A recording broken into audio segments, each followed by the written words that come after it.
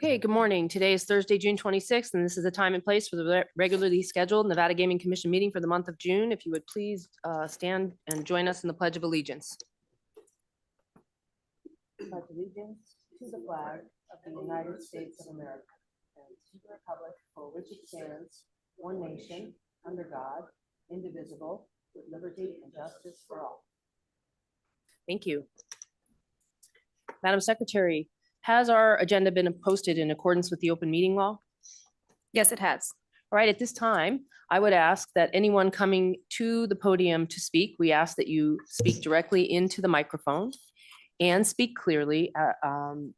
It's important that you do that because this meeting is being both transmitted electronically and being transcribed. Now, Madam Secretary, if we could please proceed with our first agenda item, public comments. This item is placed on the agenda to give the public an opportunity to comment on gaming-related matters. All right, anyone who wishes to address the commission may do so at this time. Matters brought to our attention during the public comment period cannot be acted upon, but we are happy to hear the comments of the public as well as any from those of my fellow commissioners. Comments by all will be limited to 3 minutes as a reasonable time, place, and manner restriction. I will literally use my cell phone. So if you see me look down, I'm putting you on the timer. And if we ask questions of you, that the time that you use to answer those questions will not be held against those time constraints. If you have any copies of any materials, we already have what I believe to be at least one for public comment. A copy of your comments to provide.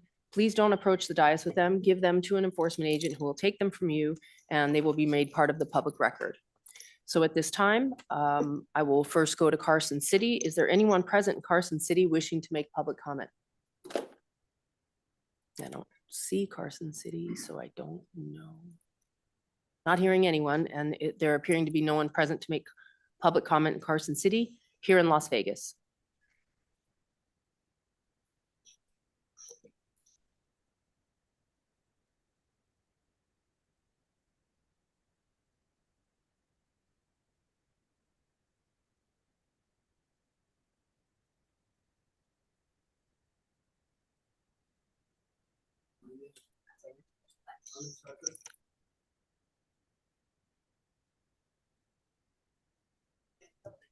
Okay. My name is Glenn Hunsucker, GLENNHUNSUCKER. This is about Tillman Fertitta's request. I ask that you deny Tillman Fertitta's request. In the past years, Mr. Fertitta's casinos committed consumer fraud. His casinos used tapered playing cards, which allowed the cards to be arranged instead of randomly distributed. His casinos also used shuffling machines that read the face of the cards, which allowed them to be arranged instead of randomly distributed. At his roulette tables, the same number came up 2, 3, and 4 times in a row so often that it defied mathematical probability of a random outcome. I'm sure all of you on this board are in awe of Mr. Fertitta because he is a billionaire and in the President Trump's administration. I would like to remind you that getting rich by defrauding millions of consumers is not something to be admired. In fact, I think it deserves prison time. This also reveals the level of corruption in the Trump administration. I ask that you have moral courage and deny Fertitta's request. Thank you. The record should reflect we have a one-page submission that will be made part of the record. Thank you. Is there anyone else present who wishes to make public comment?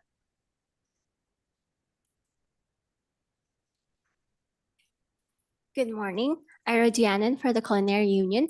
Duyanen. My comments are about Station Casino's Chief Legal Officer Jeffrey Welsh. Mr. Welsh's job duties include devoting full-time and attention to the business and affairs of the company, according to his employer's 2017 filing with the SEC. A CLO of a publicly traded Nevada gaming company should be credible when testifying under oath about significant matters. In November 2019, Mr. Welsh was in a meeting with Station Casino's owners and other executives when senior management made a written presentation seeking approval for millions of dollars in spending to finance new health and retirement benefits. The presentation emphasized key points through underlined and red bolded text to stress how funding the benefits would take away union power and disincentivize employees from supporting it. Prior to the meeting, Mr. Welsh reviewed the presentation about a weaponized employee benefit scheme.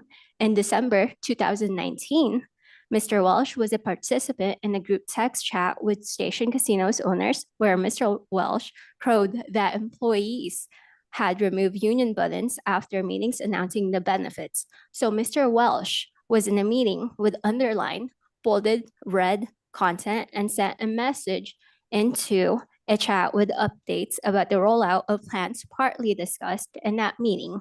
Yet, according to the judge that presided over the unfair labor practice trial, Mr. Welsh and other executives testifying under oath refused to admit that there was any discussion at the meeting regarding the underlined and bolded red points in the health insurance and retirement proposals about incentivizing employees not to vote for a union and taking away union power. The judge found Mr. Welsh's account not to be credible. Station Casinos is appealing that finding, but you should ask yourselves why there should even be a doubt about Mr. Welsh's ability to provide transparent testimony in the government proceeding. As the chief legal officer, Mr. Welsh is supposed to devote his full time and attention to the business and affairs of the company. And we believe a chief legal officer should be able to provide testimony under oath. Thanks. Thank you. Are you giving us a copy of your statement? Thank you. Is there anyone else present who wishes to make public comment? Please step forward. State your name for the record.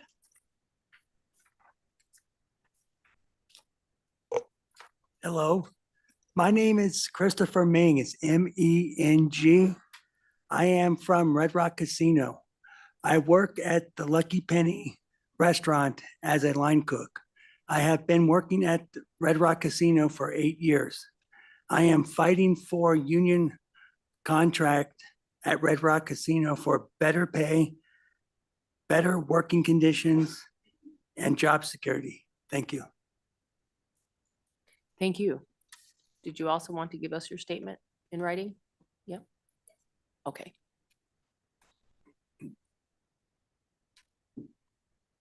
Is there anyone else present who wishes to make public comment? There's no one else present to make public comment, and that will close our public comment section. At this time, Madam Secretary, the next item on our, oh, I have my own public comment. Apologize. First of all, I think it goes without saying that we have probably not enough, but done our best to try to express publicly our heartfelt gratitude and thanks to previous Chairman Hendrick for his dedicated leadership and service to the board and to the citizens of the state of Nevada and his work. He did such great work for us in modernization and streamlining and budgetary issues and filling vacant positions and doing everything he could possibly do in a very short time window within state government. And so we, I think, tried to thank him as much as possible publicly and personally. And so I do so again. Before I welcome our new chair, I want to congratulate Mike Dreitzer after his recent appointment by Governor Lombardo as chairman of the Nevada Gaming Control Board. This is his first commission meeting, and we're so happy to have him here. With a distinguished career spanning gaming law, regulatory compliance, and executive leadership, Our new chairman brings a deep understanding of both the public and private sectors of gaming regulation. His prior service as a deputy attorney general for the state of Nevada and extensive industry experience position him uniquely to lead the board through this chapter of innovation and regulatory excellence. And we look forward to working with you. We appreciate you being willing to undertake such an incredible challenge, and welcome aboard on behalf of myself and the commission.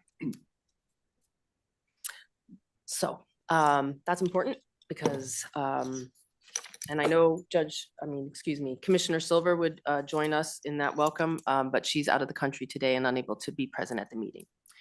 So at this time, Madam Secretary, if you could please read in our next agenda item, the approval of the prior month's disposition.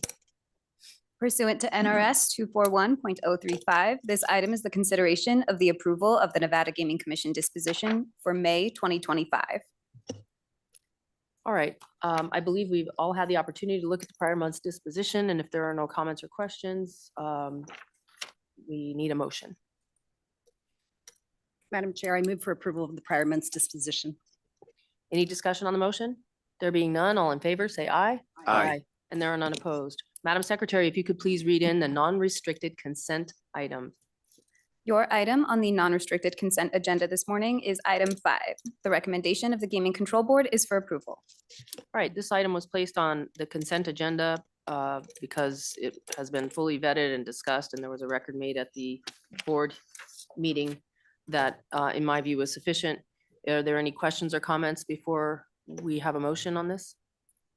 There being none, do any of you have a motion?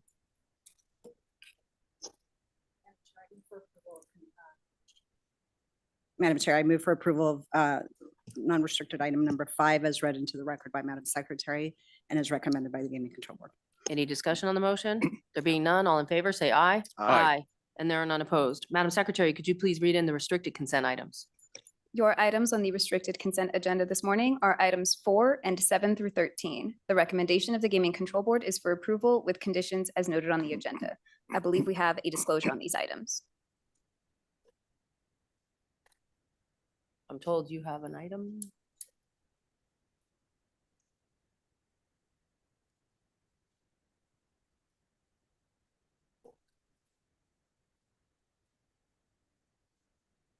We're good?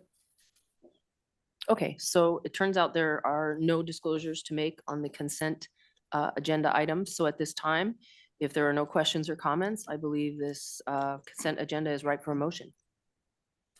Madam Chair, I move for approval of restricted items number 4 and 7 through 13 as read into the record and as recommended by the Gaming Control Board.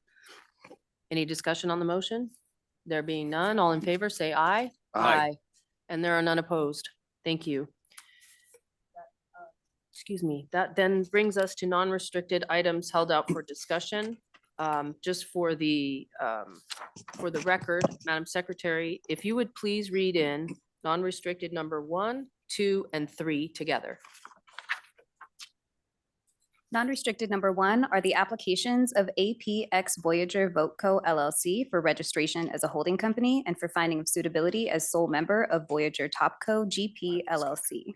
It is also the applications of Voyager Topco GP LLC for registration as an intermediary company for finding of suitability as managing member of Voyager Management Co-Invest LLC and Voyager Management Holdings LLC, and for finding of suitability as general partner and manager of Voyager Topco LP. You also have the applications of Voyager Management Co-Invest LLC and Voyager Management Holdings LLC for registration as an intermediary company and for finding of suitability as a limited partner of Voyager Topco LP. It is also the applications of Voyager Topco LP for registration as a private investment company, for finding of suitability as sole shareholder of Voyager Holdco 1 Corporation, and for waivers of Nevada Gaming Commission Regulations 15C.010 subsection 1 subsection A and 15C.210 as noted on the agenda. You also have the applications of Voyager Holdco 1 Corporation for registration as an intermediary company and for finding of suitability as sole member and manager of Voyager Holdco 2 LLC. It is also the applications of Voyager Holdco 2 LLC for registration as an intermediary company for finding of suitability as sole member and manager of Voyager Parent LLC, and to pledge membership interest as noted on the agenda. You also have the applications of Voyager Parent LLC for registration as an intermediary company for finding of suitability as sole shareholder of Voyager Merger Sub Inc. to merge Voyager Merger Sub Inc. with and into Every Holdings Inc. with Every Holdings Inc. as the surviving corporation, for finding of suitability as sole shareholder of Every Holdings Inc., for finding of suitability as sole member and manager of Ignite Rotate LLC, and to pledge membership interest and equity securities as noted on the agenda. It is also the application of Voyager Merger Sub Inc. for registration as an intermediary company. You also have the applications of Every Holdings Inc. for deregistration as a publicly traded corporation, for registration as an intermediary company, and to pledge equity securities as noted on the agenda. It is also the applications of Every Games Holding Inc. to pledge equity securities as noted on the agenda. You also have the applications of International Game Technology PLC for amendment to order of registration and for finding of suitability as sole managing member of Ignite Rotate LLC. It is also the applications of International Game Technology to pledge equity securities as noted on the agenda and for a transfer of interest as noted on the agenda. You also have the applications of Ignite Rotate LLC for registration as an intermediary company, for finding of suitability as sole shareholder of International Game Technology, to pledge equity securities as noted on the agenda, and for a transfer of interest as noted on the agenda. You also have the applications of David Samber, Daniel Cohen, Enrico Drago, and Nicholas Kin for finding of suitability as a managing member, manager, key executive, officer, and/or director as noted on the agenda. The recommendation of the Gaming Control Board is for approval with conditions as noted on the agenda. Non-restricted number 2 is the application of International Game Technology PLC for deregistration as a publicly traded corporation. The recommendation of the Gaming Control Board is for approval. And non-restricted number 3 is the application of IGT for a waiver of Nevada Gaming Commission Regulation 5.115, subsection 3, subsection C. The recommendation of the Gaming Control Board is for approval. I believe we have multiple disclosures on these items. I can start. With respect to items number 1, 4, and to the extent it applies to 2 and 3, I want to disclose that my former firm, Morris Law Group, and I served as local counsel for Apollo, Play AGS, and some of their subsidiaries in federal litigation that has concluded, at least as to our role. I believe some might still be on appeal in late 22 or 23. The litigation was not material. The fees from our representation was not material to the firm at that point, and obviously it's a non-issue at this point. I do not believe the independence or judgment of a reasonable person in my situation would be affected by these disclosures, and I do intend to participate and vote on these matters. Thank you.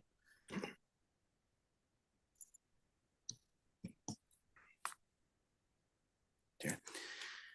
Madam Chair, with respect to non-restricted item number 1, I would like to disclose for the record that prior to my appointment to Nevada's Gaming Commission in 2023, I served as president and interim CEO of the Venetian Resort prior to and during the acquisition of that property by Apollo.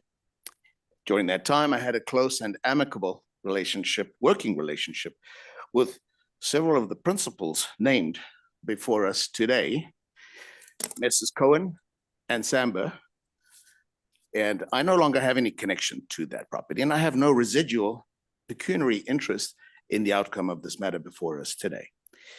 I believe that the independence of judgment by any reasonable person in my position would not be materially affected by this past positive working relationship. Therefore, I intend to fully participate in this matter before us today. Thank you. Okay, thank you.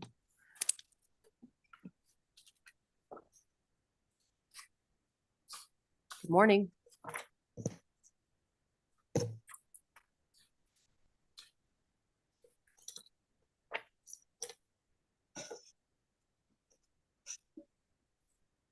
Chair Tagliati, members of the commission, and Secretary Rupert. Bryn Gibson with Brownstein Hyatt Farber Schreck, representing Voyager Parent LLC. Bill Downey, my partner in Brownstein's gaming practice, is here also. Joining Mr. Downey in the audience are representatives of Apollo, IGT, and Every. This commission is familiar with many of these people and they are available to respond to your questions. The D'Agostini Group is also a party to this transaction, and it's worthy of note. Its primary representative, Enrico Drago, is hosting the group's investor meeting in Milan, Italy. And we thank you for waiving his appearance, Madam Chair.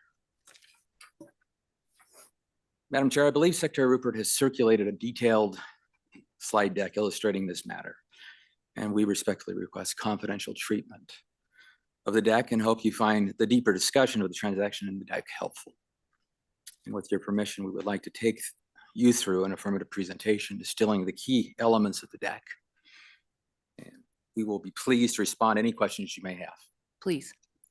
Thank you. Excuse me. And for the record, there'll be confidential treatment of the deck. Thank you. The published agenda item before you is lengthy and includes substantial procedural table setting. In fact, we appear today seeking approval of what, despite what the detailed agenda item might suggest, is a conceptually simple two-step transaction. First, Voyager Parent LLC will acquire all gaming and digital businesses from International Game Technology PLC. Following this, through a merger, Voyager Parent will acquire now publicly traded Every Holdings, Inc. After these two steps, the Voyager Parent will own and operate IGT's gaming and digital businesses alongside Every's businesses as a single enterprise. Voyager Parent, the newly formed holding company, is owned by three constituencies: Apollo Managed Fund 10, Apollo Co-Investors, and the D'Agostini Group, which you're familiar with as a major shareholder of IGT for many years. The Voyager transaction is structured using the traditional VoteCo structure. It varies only slightly from the same construct used to acquire the Venetian. So while these three groups do intend to provide equity funding for the proposed transactions, control of the Voyager structure will stay with David Samber and Daniel Cohen, both partners in Apollo's private equity group. And the sole managing members of AP10 Voyager VoteCo LLC are VoteCo. Danny and David are currently licensed by the Commission in association with the Venetian. And Madam Chair, as you're aware, David Samber is out of the country, and we sincerely appreciate your courtesies in waiving his appearance. So thank you. To map our affirmative discussion, Danny Cohen, Nick Kinn, who will act as interim CEO of Voyager, and Kate Lowenhar Fisher, who will act as Chief Compliance Officer of Voyager, will discuss the Voyager transaction and the Apollo investment thesis, the status of integration efforts, and compliance structures and ongoing work. Unless there are questions, Madam Chair, Mr. Cohen is prepared to begin. Please. Thank you. Good morning, everyone. Good morning, Madam Chair and Commissioners. Thank you for taking the time. I'm going to try and keep this a little streamlined compared to the control board presentation, which I'm assuming everybody has reviewed at this point. So let me quickly introduce myself. My name is Danny Cohen. I've been in Apollo in the private equity business for 13 years now. And since I joined the firm, I've always focused my efforts in the gaming, lodging, and leisure industries. And I now lead our private equity investment efforts in the industry. As you know, that's obviously been a very large portion of the investing that we've done in our private equity business over the last 20 years. I was involved from start to finish in our investment in Play AGS, as well as the Venetian Resort, alongside Mr. Samber, and have been in front of the commission several times related to both of those investments in the past. Apollo and Nevada's gaming partnership really now has spanned over 20 years, and our funds have made investments in every aspect of the gaming industry in the state. Post-closing, our funds are going to employ over 11,000 employees in the state of Nevada between IGT, the Venetian, with over $2.5 billion of revenue generated in the state. So clearly Nevada is very critically important to our business and our go-forward plans. I'd be remiss to not mention, obviously, all the work that we've been successful here doing has been thanks to all of you and the commission and the control board to date. So, I just wanted to appreciate how quickly everybody has worked to get through this transaction. I know it's fairly complex. With me here today is also Brian Carney, who's sitting in the audience. He's our head of regulation at Apollo, and he's available for any questions as well. So on the first page of the presentation, as you all know, private equity is really simple. At the end of the day, it's essentially us raising money from pension funds, institutional investors, large high net worth individuals and endowments to buy businesses, grow them, and hopefully make them much better, and ultimately sell those business to return profits to our clients. One really important thing to highlight about our business is that we're not beholden to quarter results when we make our investments, and those are the reasons that we typically take companies private in order to generate value creation in a private setting and be able to maximize value, not having to deal with stock fluctuations and more short-term measures. So our sole focus is really driving long-term value creation and making meaningful improvements to the companies that we oversee. On page 5 of the presentation, we take that responsibility very, very seriously, and we seek to outperform by investing in complex situations and also being really creative, like you saw here with the concurrent combination of both IGT and Every, as well as the carve out of IGT Gaming from now called Brightstar Lottery.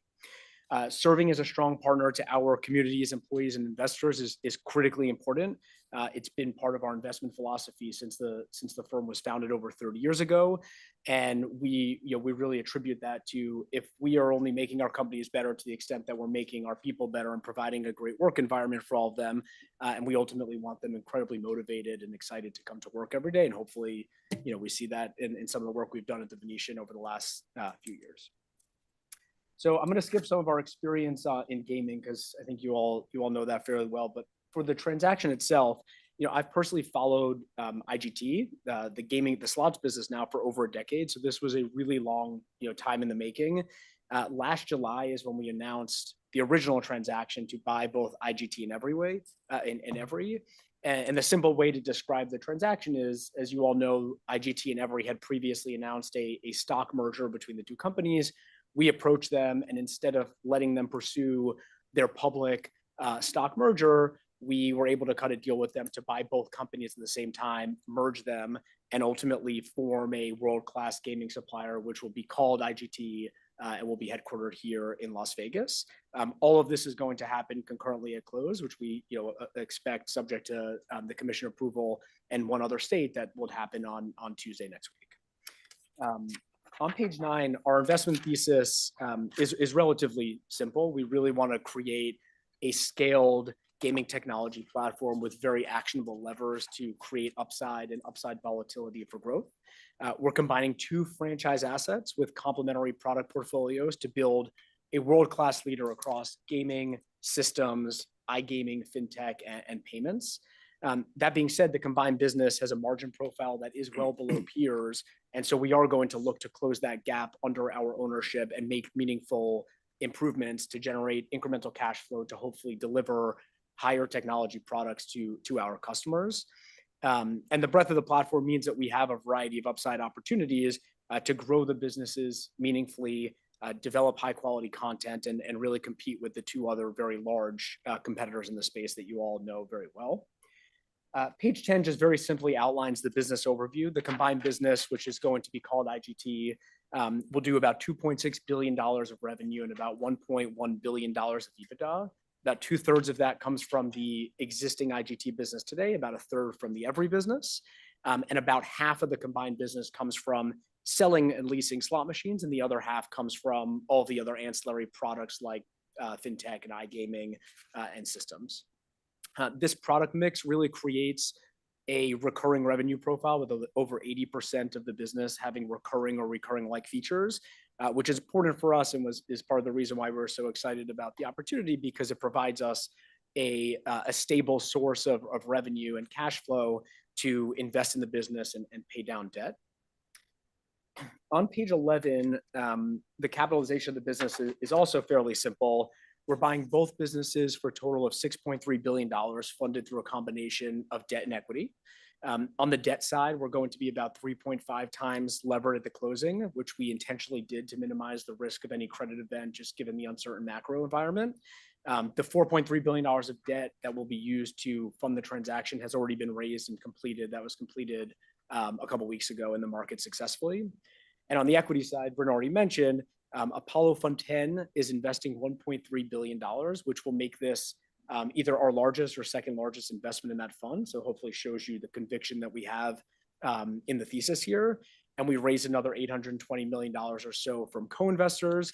And then, as you know, the DiAgostini family, who we've done business with now for over a decade, will be investing $275 million, just given their conviction in the combination as well. The business is going to be incredibly well capitalized at close, with over a $750 million fully available revolver and over $400 million of cash, so over $1 billion of liquidity, which is really important to us to be able to accelerate some of the transformation that we look to do. On page 13, post-closing, all of the entities are going to be consolidated under the Voyager parent. This is the same structure and the same VoteCo mechanism that was used for both me and Mr. Samber for Play AGS, as well as the Venetian Resort. So hopefully no complexities there. David and I are all, both VoteCo licensees under the Venetian today, and were previously for Play AGS. And at closing, the board of the company of Voyager, the Topco, will be comprised of me, David Samber, as well as Enrico Drago from the DiAgostini Group. On page 15, this really focuses on what we've been doing since we signed the transaction back in July. It's been a really busy 11 months. We've been preparing both companies for the integration since the announcement. And I'll discuss in a minute, we recruited over the last 12 months an extremely talented team to operate the business. This was really our top focus in the sign to close period, because ultimately we're not the ones running the business. We rely on our management teams to do that. And we do believe we've assembled one of the best teams in the industry. There's been a ton of integration work that has been completed over the last 11 months, led by Nick and the rest of the team at both IGT and Every, which was really important for us, so that when we close the transaction, next week, that we effectively can turn the lights on and things will start operating relatively seamlessly, given the complexity here.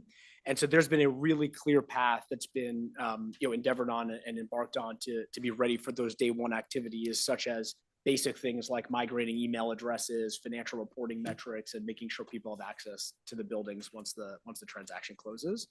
Nick has been overseeing the integration from the inside, so I'm going to hand it over to him briefly just to go through what we've been doing. Thanks, Danny. Good morning, Madam Chair, members of the Commission. My name is Nicholas Kin.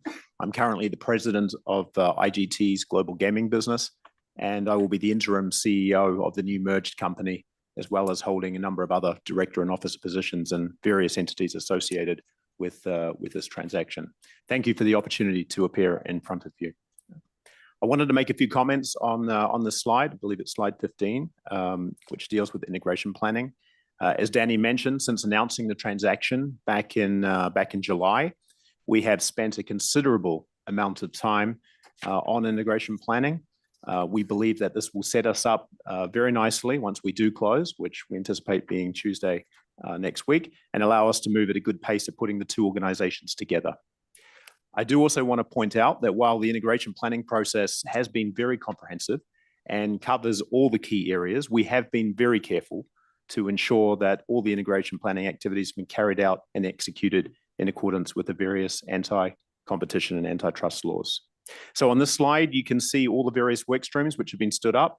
I think Danny mentioned we had over 100 people from the combined organization from both IGT and Every participate in this process, so really great representation from both companies.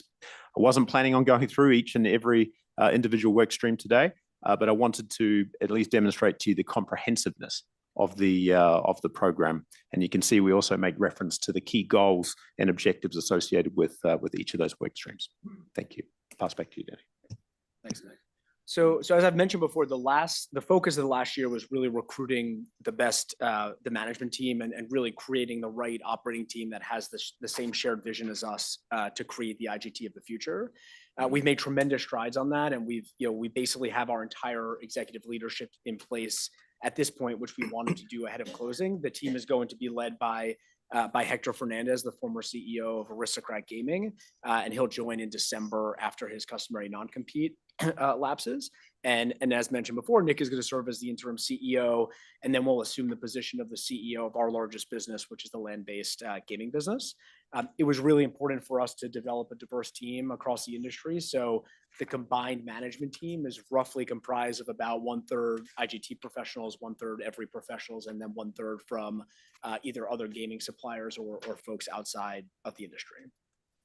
So on page 20, I just wanted to quickly highlight, we're obviously talking about a lot of the work that we in the quotes have been using, but I think it's important to highlight, what the VOCO's involvement is and what our involvement is. So at Apollo, we support management teams by providing strategic direction, capital allocation assistance, organizational resources, but we do not run the companies that we are ultimately making investments for on behalf of our funds. That's the job of Nick and soon to be Hector and the rest of the management teams to do. So this is really no different than our existing investments in the Venetian or previous investments in PlayGS. And on the last slide here, we've been investing in Las Vegas for 2 decades, and we really do feel a deep sense of responsibility to our community and our employees. Hopefully you've all seen through the work that we've been doing at the Venetian, we really aim to support employees through financial assistance, upskilling, financial literacy improvement, and ultimately potentially broad-based ownership programs, which have been something that has been more common in the industry and is something that we implemented at the Venetian to date, where all 7,000 team members share in the upside of the success that we have already made over $3,500 in the first 3 years of our ownership. And that's something we're really excited about and highlights our how important we feel to this community here. IGT Gaming and Every have already committed $3 million to Campus for Hope alongside a significant investment from the Venetian as well. And, we really do hope to continue investing in Nevada for a long time. So while this is in, Venetian was in our 9th fund, IGT is in our 10th fund. We're going to be raising our 11th fund later this year. I expect that there'll be another gaming investment, which hopefully will be in front of you all in the next few years as well on. So, we really do appreciate all of that. So that's it. I will, obviously I'm available for any and all questions, but I'll hand it over to Kate to talk about some of the compliance work that she's been doing. Thank you. Thank you. And I'm very proud of myself. I got this wrong 3 times in the board meeting, and I managed to turn on the mic before I spoke. So I could probably drop the mic now. For the record, my name is Kate Lowenhar Fisher. I'm wearing 2 hats today. I would say I'm currently the General Counsel and Chief Compliance Officer of Every, and I've have the honor of being named Chief Compliance Officer of the combined company when the deal closes. So on slides 23 and 24, you'll see an overview of our 2 compliance departments or regimes, but I would just highlight a few things for the commission. Particularly, you're dealing with 2 very long-time licensees. And I like to share the fun fact about my family that we moved to Nevada 30 years ago because of my father taking a position with IGT. So it really feels like full circle and really exciting for me personally. And as we bring these 2 companies together, IGT's been a licensee in Nevada since 1977. Every is a little younger than that, but has been licensed in Nevada for well over a decade. And certainly its earlier iteration as primarily a fintech business, Global Cash Access, came around long before that. So the way I see it is we've got 2 long-term, robust, experienced compliance organizations at these 2 companies. I see that the short-term future will be managing and supporting dual license portfolios. We'll really have these kind of parallel paths for a while, because unless and until we really go through the exercise of subsidiary rationalization or those kinds of activities, then we're really going to have dual license portfolios to manage. And for a short period of time, I would see that we would have also dual compliance committees, compliance plans, because we're really going to need to come to the board for some guidance on how best to merge those and the timing of all of that. But at the end of the day, we have a tremendously talented compliance team at both IGT and Every, and I think we're going to really learn a lot from each other.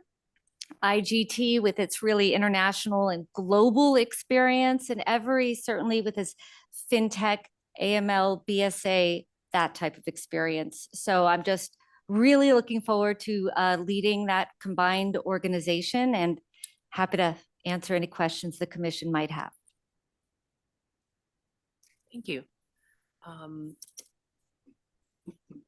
Do you have anything else before I? Chair, we have, that concludes our affirmative presentation. Okay, I'm going to ask my colleagues, do any of you have any questions? Okay. Mr. Gibson, good seeing you again. You too, Mr. Cohen. And of course, you've been old hands appearing in front of this commission this rate. I was very impressed and satisfied with the presentation in front of the Gaming Control Board. So thank you for that, and thank you for the pre-seed version today. One or two quick questions, if I may.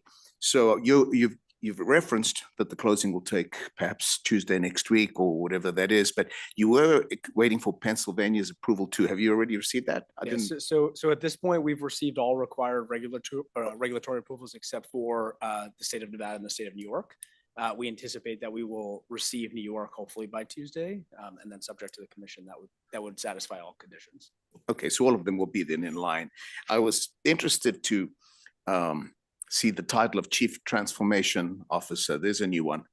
When I heard that in the Gaming Control Board, it doesn't sound great.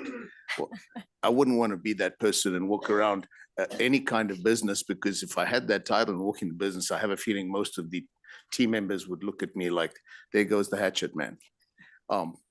Any color on what Chief Transformation Officer is supposed to do? So it's not supposed to be a hatchet man, or in this case, hatchet woman.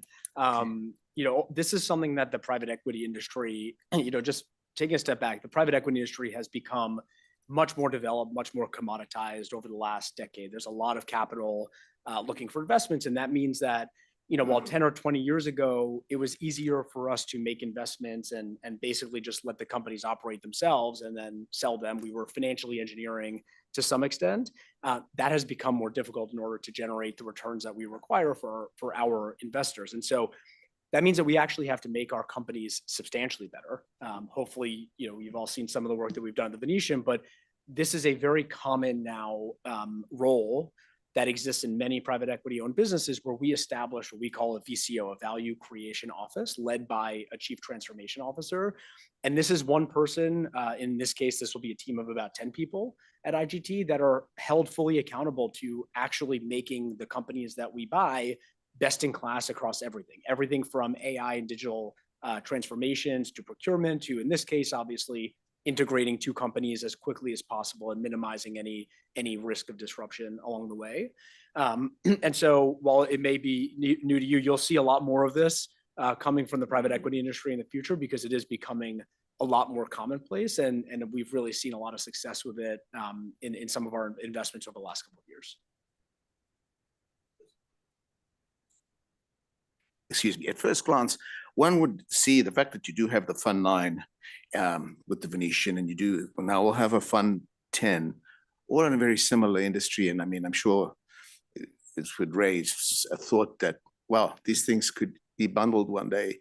Is the intent for a liquidity event at some long term in the future, without you disclosing anything, that, you know, how do you reach a liquidity event? I guess is where I'm heading with this, is when you've got three very successful companies all in the same silo industry.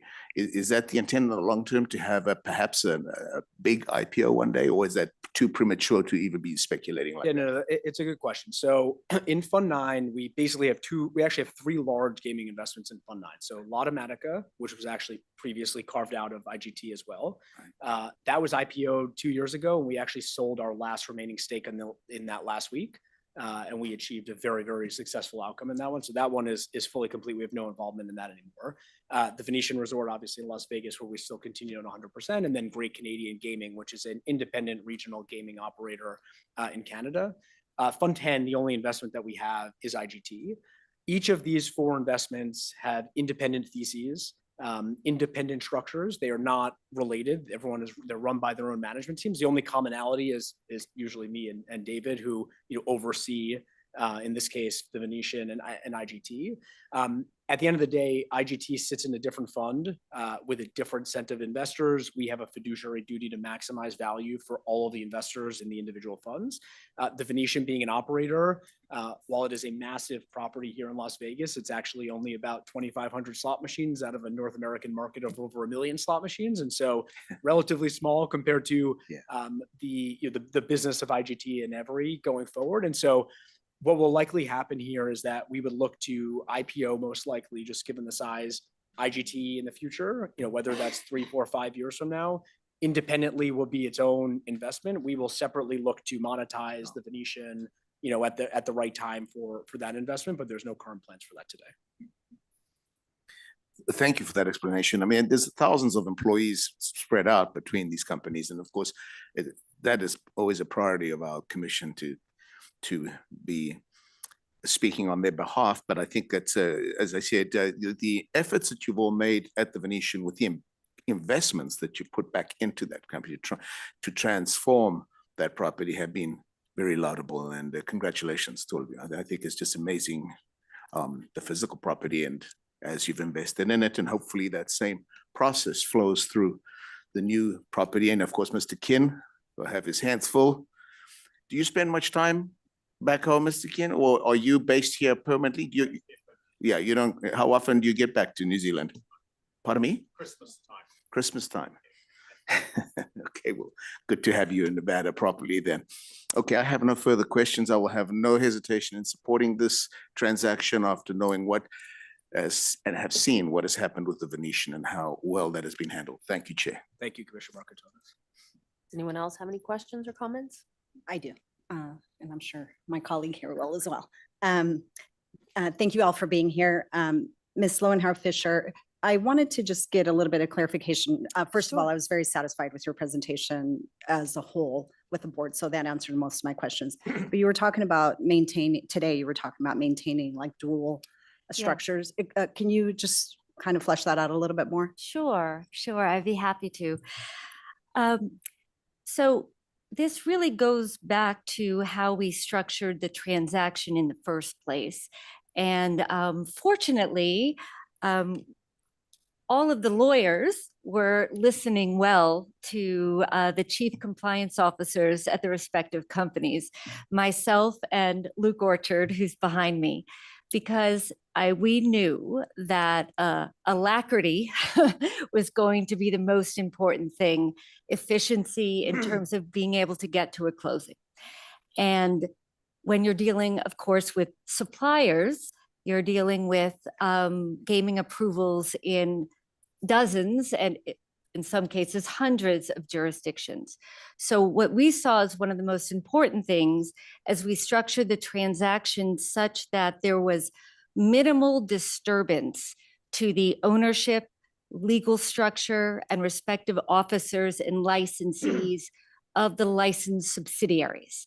So the way these came together, what you end up having is under Voyager parent, you end up having one thread with Every Holdings and all the Every licensed subsidiaries and sister companies with IGT Gaming and Digital, and all of its licensed subsidiaries. So they're really sitting side by side.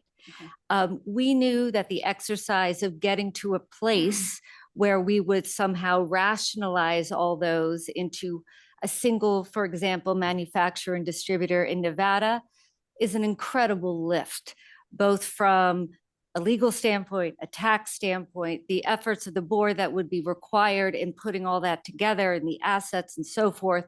So we came to the conclusion that this made sense structurally at this stage. So we're really going to be supporting the entire license portfolios of both companies for a period of time.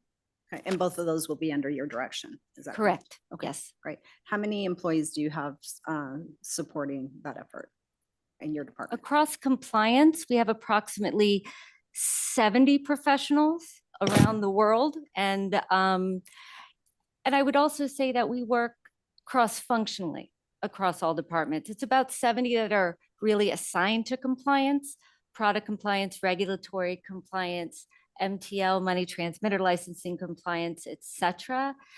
But I think as we all know, really creating that culture of compliance across the whole organization means there isn't just a compliance department. We're all the compliance department. So I'm a really big supporter of making sure that that compliance plan training and that understanding and that really that message that we all need to be equally vigilant when it comes to compliance and that our decision-making needs to be driven by that is, constantly messaged across the organization. So I always look at it as where the compliance department is everywhere, but I will have about 70 people, give or take, that would be technically reporting up through me. And that's through both threads of that you described. Yes. Okay, perfect. That was all the questions I had Thank with you. respect to compliance. I mean, you've done a great job in the past and I don't expect that to change. So thank you. So much. Mr. Cohen, with respect to employees, how many employees do you have in Nevada?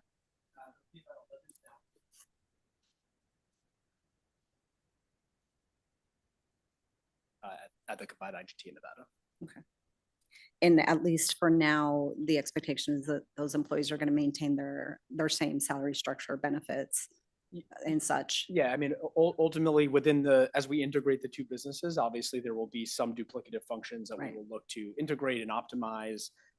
But, we don't typically come in and buy companies and then just, change everything. All existing employment agreements at every stay in place at closing. I mean, we're buying the companies as they stand today. We don't really go in and start making changes like that. Right. And you were forthright in your materials. I mean, obviously at some point there may be some consolidation, but that's not the goal. Exactly. Immediately it's just going and Yeah, start but cutting. any of the duplicative functions really come, there's gonna be basic stuff, kind of on corporate, but for the most part, the optimization that we're going to look to do here as we integrate the two companies is really just elevating the margins to the best in class of what you would see, the two other large gaming technology companies perform at.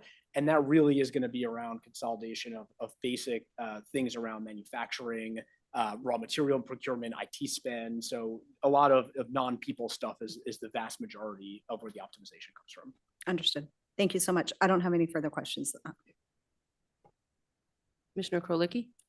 Thank you, Madam Chair. Good morning, Mr. Gibson, Mr. Cohen, Ms. Lowenfar Fisher, and Mr. Ken, and then the team sitting out front. I usually read the materials after I watch the control board meeting, and I was on a very long airplane flight and didn't have Wi-Fi, so I was reading the materials first. And oh my God, I got a headache. It was just holy cow. But Mr. Gibson, when in front of the control board, and again, the whole presentation, I know it took several hours, but my colleagues here on the board, I think, did an extraordinary job, and you all in your presentation to help dissipate some of that headache. But I carried it for a while because it was really daunting, just the structures and, for the tax advantages and all the things that you're doing. It is quite complex, but it does distill down to a level of understanding.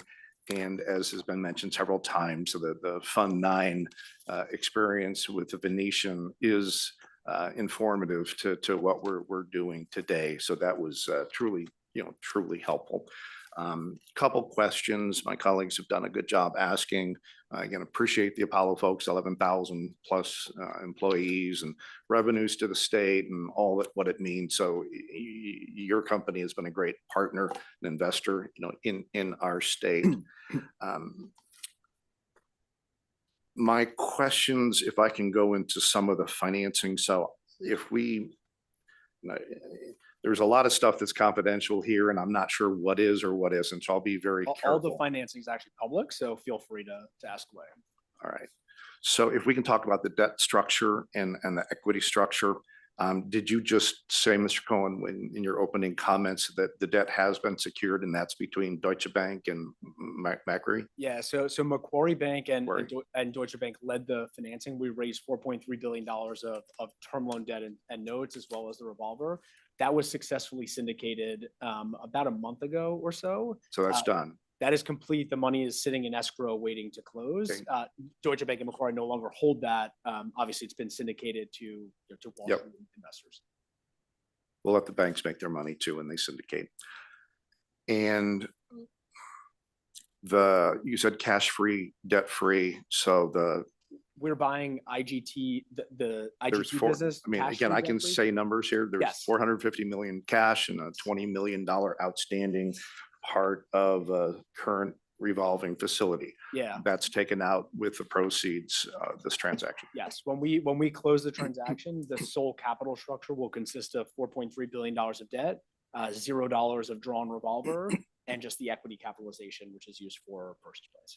So it'll be very simple at the closing. And your corporate debenture is still about 1.8. We are buying IGT cash-free and debt-free, and everything on the Every side will be retired at the closing. So the only debt outstanding at the company will be the 4. I'm sorry, but you're creating a new corporate debenture as Yes. part of this. Yes. So after the closing, you're going to enter the market with almost $2 billion worth of paper. Is that right? It's about $2.25 billion of term loan and then about $2 billion of senior secured notes that already exist today. Meaning that was a month ago that we financed that. Okay, and that's with the 9.25 coupon. Yes.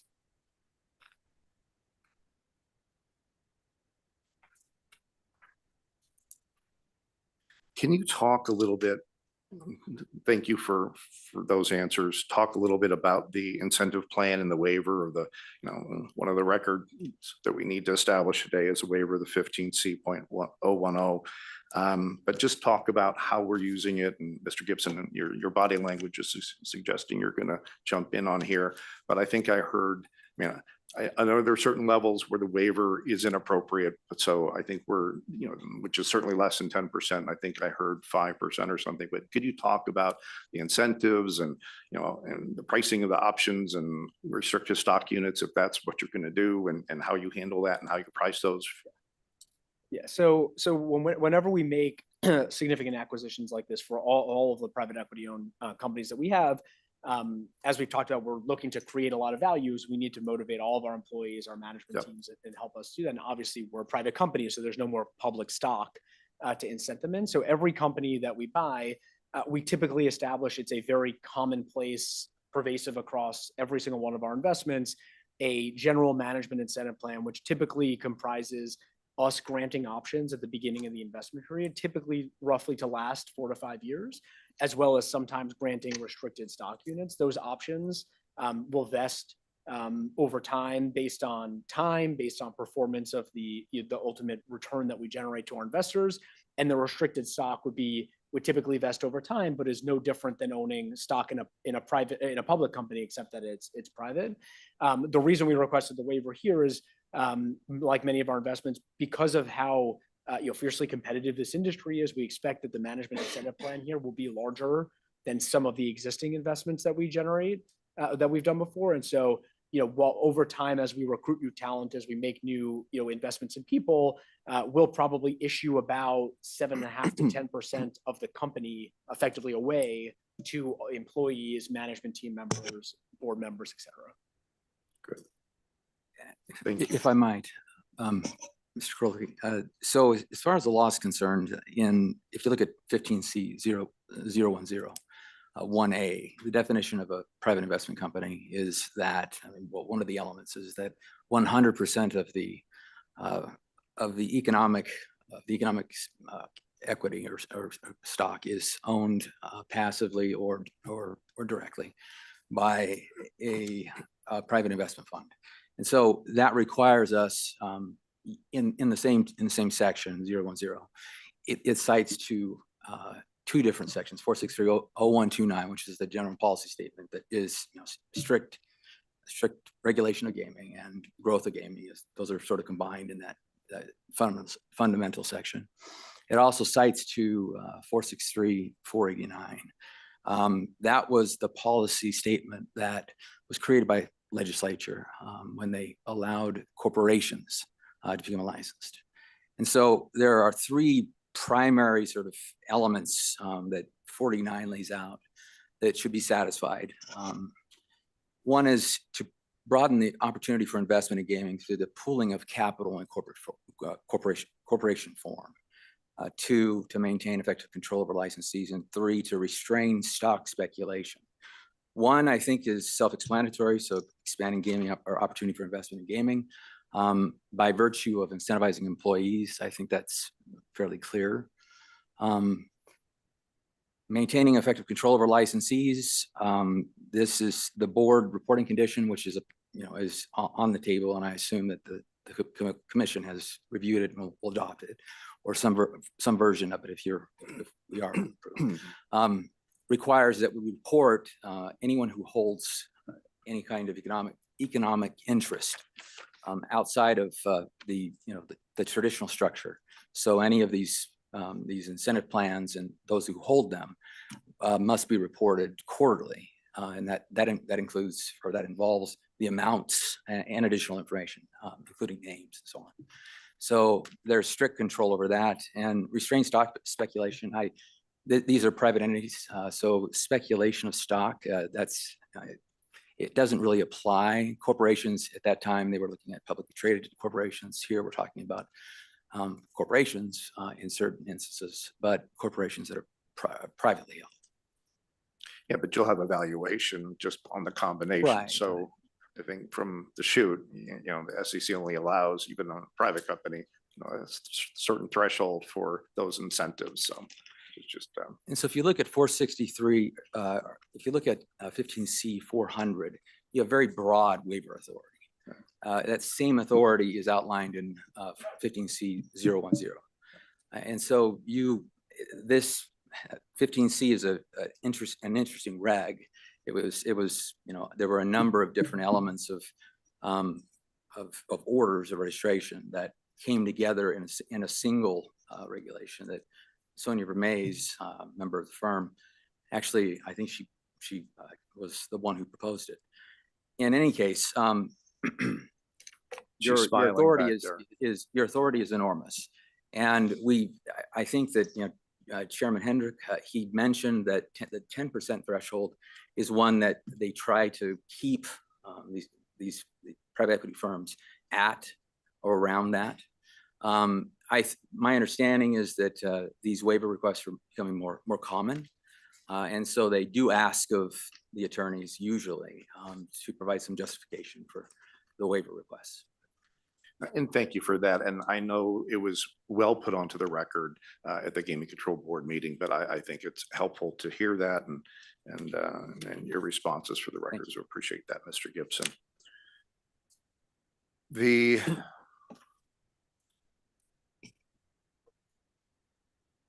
Mr. Cohen, you mentioned Mr. Kinn, and I don't think you need to run up here. I think you'll be able to answer, but so he's the interim CEO until Mr. Hernandez, endures his non-compete.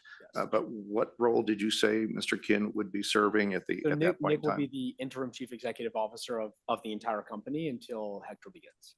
And then Nick's role, what? and then he'll be the CEO of the gaming business. So we have announced publicly that we are the new IGT is going to have 3 business segments, gaming, digital, and fintech. Nick will become the CEO of the gaming business. And then there are named CEOs for the fintech and the digital business. Okay, thank you. And Mr. Cohen, you're in the hot seat today. You're in the middle. This investment, well, for Fund 10, which this is, I was actually surprised to see how diversified those funds were. It's all over the place, and travel and leisure, I think, is the bucket you put this transaction in. And in the scheme of things, it's a certain percentage. Again, I don't know if that's confidential or not, but could you describe, this is a big number in that bucket. Is there a threshold? I mean, can you put more gaming in Fund 10 here? Or are you capped? Or, how much of a single investment can be part of that Fund X? Yeah, so Fund 10 is approximately a $20 billion fund. So this investment in Fund 10 will represent $1.3 billion of that. So just under 5% or so of the entire fund. Our agreements with our LPs have some diversification and concentration requirements. This is nowhere near what that is. It is possible that we do another investment in the gaming industry in that space, although we are now more than half invested, and that's why we are going to be looking to raise our next fund later this year. And so I'd say it's probably not very likely that we end up doing another investment in the gaming space. We may do more investments in the travel and leisure space. You but wait there's for no- Fund 11?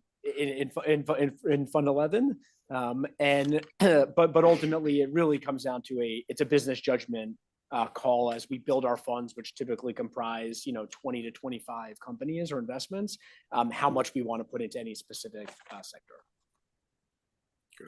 And I know we've talked about regulatory approvals. There are 8 still outstanding at the time of the Gaming Control Board meeting, but I think you just represented there are only 2 outstanding at Yes, this point. just Nevada and New York. And what's the timing for New York? I believe we expect it should be this week. I would say we have informal approval in New York. We're really just checking a few boxes on a surety bond and confirming that we have certain workers' comp insurance in place. So it's really just a few administrative edges that we're just waiting on confirmation that we are completely done. But Nevada's regulatory structure is far more pleasant than what you're experiencing in New York, correct? You're on the record. At the risk of being quoted, yes. That's when you turn off the mic, when you do that. And this is just an aside, but on the Apollo Global Management Board, I see a Pat Toomey and a Lynn Swan on the board. Is that the former US Senator and the football player? That is correct. It's good to be from Pennsylvania. I was amused to see that. Good for them and good on all of you. Litigation was my last question. Any updates from, I know you talked about it a lot. I think Board Member Sendall spent most of the time on this, but there were some things that seemed to, litigation takes forever, but it almost seemed ripe. Any updates from several weeks ago on the litigation conversation? So you had with are you the asking board? about Everys or Apollos? Well, whatever's infused into this transaction. So probably the Every ones, yes. Sure. And then Brian will. we have Brian Carney for Apollo, but on Every, gosh, the wheels of justice move slowly, but yes, one of our material cases that we've reported, Zenergy, has gone to trial. And so we're in the middle of jury It was a selection. 2-week trial, but it started several weeks ago. But that's still ongoing. Yes, we're still impaneling a jury. That was my primary question, because Yes. it was you could have had a different answer than what you gave a couple of weeks ago. And I'm comfortable with the other litigation. Clarification on well, that was the Oklahoma. The pension funds, there's no Nevada PERS money in Fund 10, is there? That's a good question. I don't. We index most things here, so I would doubt it, but just for the Yeah, record. we can come back and confirm that after the meeting. We don't believe so, though. All right, because pension monies are some of your largest, and that litigation was Oklahoma police, I think, pension money. All right, so with that, now, I'm very pleased, the investment capital and private equity and, it's Chair Hendrick said it well, the whole world seeks investment capital. It makes things better, it creates opportunity, economic development, jobs, quality, all of those things. And so the wisdom of the folks, who changed our statutes and legislation and policy to indulge and encourage private equity activity in the state of Nevada in this gaming space, I think is huge, and it's welcome. This is, again, what started as a headache now is just a tremendous boom and opportunity for all involved, and it's exciting, and I applaud what you've all done. I think you've done a magnificent job pulling it all together. Again, lots of complex things along the way, but at the end of the day, it's just a stunning opportunity for everyone and a great day in the state of Nevada. So I will fully support the application on the corporate side and the individuals, which we really haven't discussed at this point yet, but I look forward to that. We appreciate that, Commissioner. And I was just told we can confirm that there is no Nevada PERS money in this. Perfect. Thank you. I was just going to ask you, how long would it take you to confirm that? We like to operate quickly. Commissioner Solis Rainey has Sorry, I just had one additional question. On the 14th revised order registration that we were provided dated 5/16/25, there's a couple names on page 4, Pietro Borelli and Renzo Pellicoli. Who are those individuals?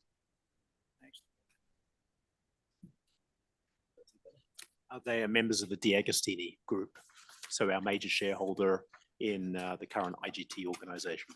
Okay, Mr. Gibson, I don't believe those two individuals are before us today. They are Is not. that correct? It is Enrico Drago. He's a single representative of, Okay. yeah. So was that, there's on paragraph 9 of that 14th revised order, it's a statement that, that they had each been found suitable. Was that previously?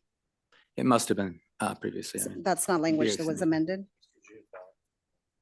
DiAgostini's been around for a long time. And It looks like majority Mr. Giordano's standing up. You want you want the language so you can look at it? So, you Yes, know, you have it there? Chair Judge Tagliati, members of the commission, Madam Secretary, for the record, Greg Giordano, law firm McDonald Cronell, appearing on behalf of International Game Technology PLC. Yes, member Rosa Solis Rainey, that they were previously found suitable with IGT many years ago. Okay, Just- I just just didn't carry forward the recognize the order from- names and just it carry wasn't forward the black order. line, but I just wanted to make sure. Yeah, and keep in mind, this order is in existence only for a little while until you get to item number 2 that deregisters IGT. So Understood. I both just, again, I mean, I generally have a fairly good memory for names and I just didn't remember them ever having been before us. So I wanted to make sure that wasn't a determination that, no, it's not an You issue. know, It was just you carried and- forward from the 13th revised order registration that was adopted a few years ago. okay, thank you so much. Thank you. Earlier, I saw you might have more questions or comments. No more further questions. Thank you. Okay, anybody else have any additional? Then I was hoping to just number 2, number 3. Let's go. So non-restricted number 2 has already been called into the record, and if you don't mind, we're just going to kind of do this as a package.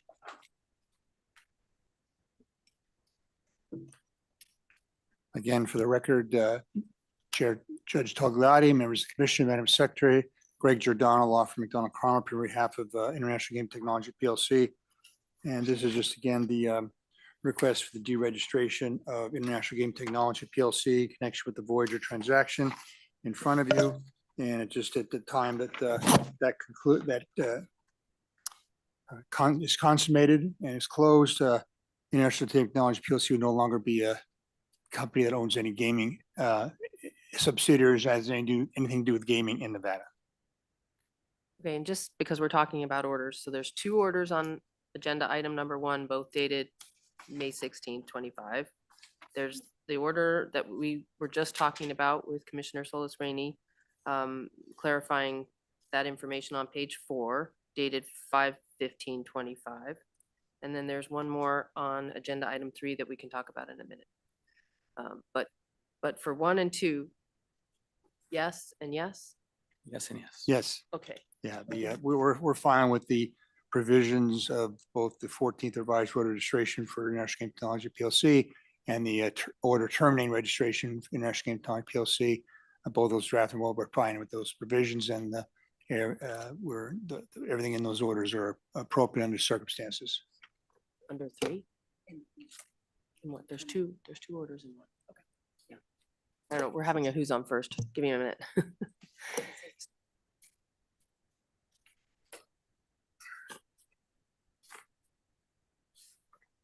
So for the first agenda item, there's 2 orders. For the second agenda item, there is 1 order. And for the third agenda item, there is 1 order. You've looked at the orders for item number 2 and item number 3. Correct. As well as the 14th revised order registration in connection with agenda item number 1. Okay. Is there anything else you wish to say about agenda item 2 or 3? No, I don't believe so, Chair Tagliati. It's very straightforward with respect to also the order concerning the waiver for IGT. Basically, major changes are to remove International Game Technology PLC from that waiver with respect to progressive jackpots payments and going forward, just IGT.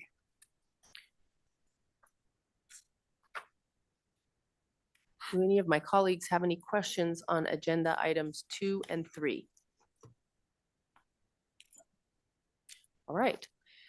Does anyone have any additional questions on the matters that we've discussed thus far before I ask if there's additional? Madam Chair, just one quick question on Sure. on the individuals, or because I assume you want to incorporate that into the motion we're to make. Mr.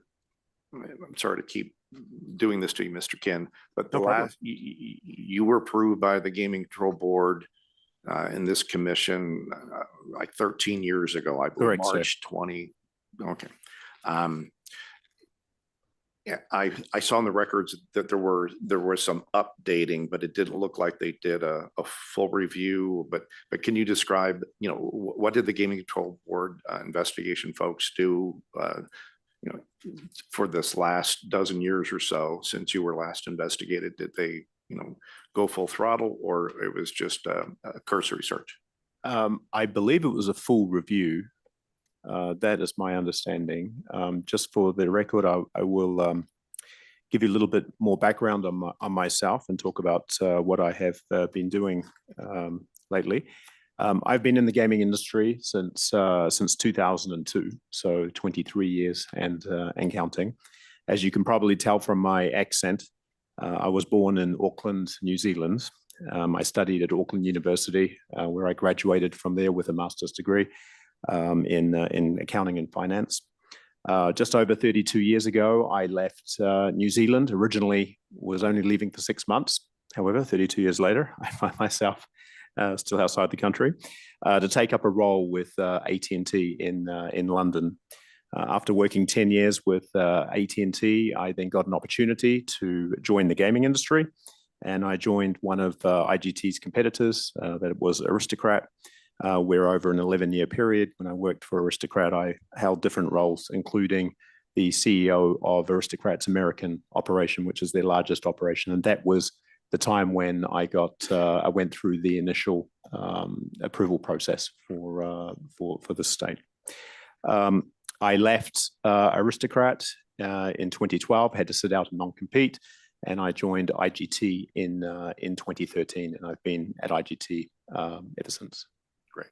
And again, I'm fully supportive of your application and your presence today. More of it is just policy. If we haven't seen folks for a certain amount of time, even though you've been front and center and licensee, we just haven't seen you, you know, for some time. And it wasn't clear to me what the Gaming Control Board did in terms of background check. Madam Chair, I'm perfectly comfortable on not only the corporate side, but for the individual applicants today. Yeah, I wasn't very articulate. I was just asking, was there anything else on the corporate side? And then I was going to pivot over. But you did it for me, so I appreciate that. Do any of you have any questions for him besides what we've already discussed? Do you have anything else that you'd like us to consider or present? No, ma'am. That would be it. Is that right, Greg? All right. If there's no other questions, comments, or concerns, it appears if the other members of the commission are comfortable with it, I think a motion on agenda items 1, 2, and 3 with the appropriate orders would be. Madam Chair, I'm move for approval of non-restricted items number 1, 2, and 3 with the orders as discussed and as recommended by the Gaming Control Board. Any discussion on the motion? There being none, all in favor, say aye. Aye. And there are none opposed. Thank you. Thank you Appreciate very your time much. today. Appreciate you And our being thanks here, to all of Corporate you. Securities. Thank you. They're outstanding. Thank you.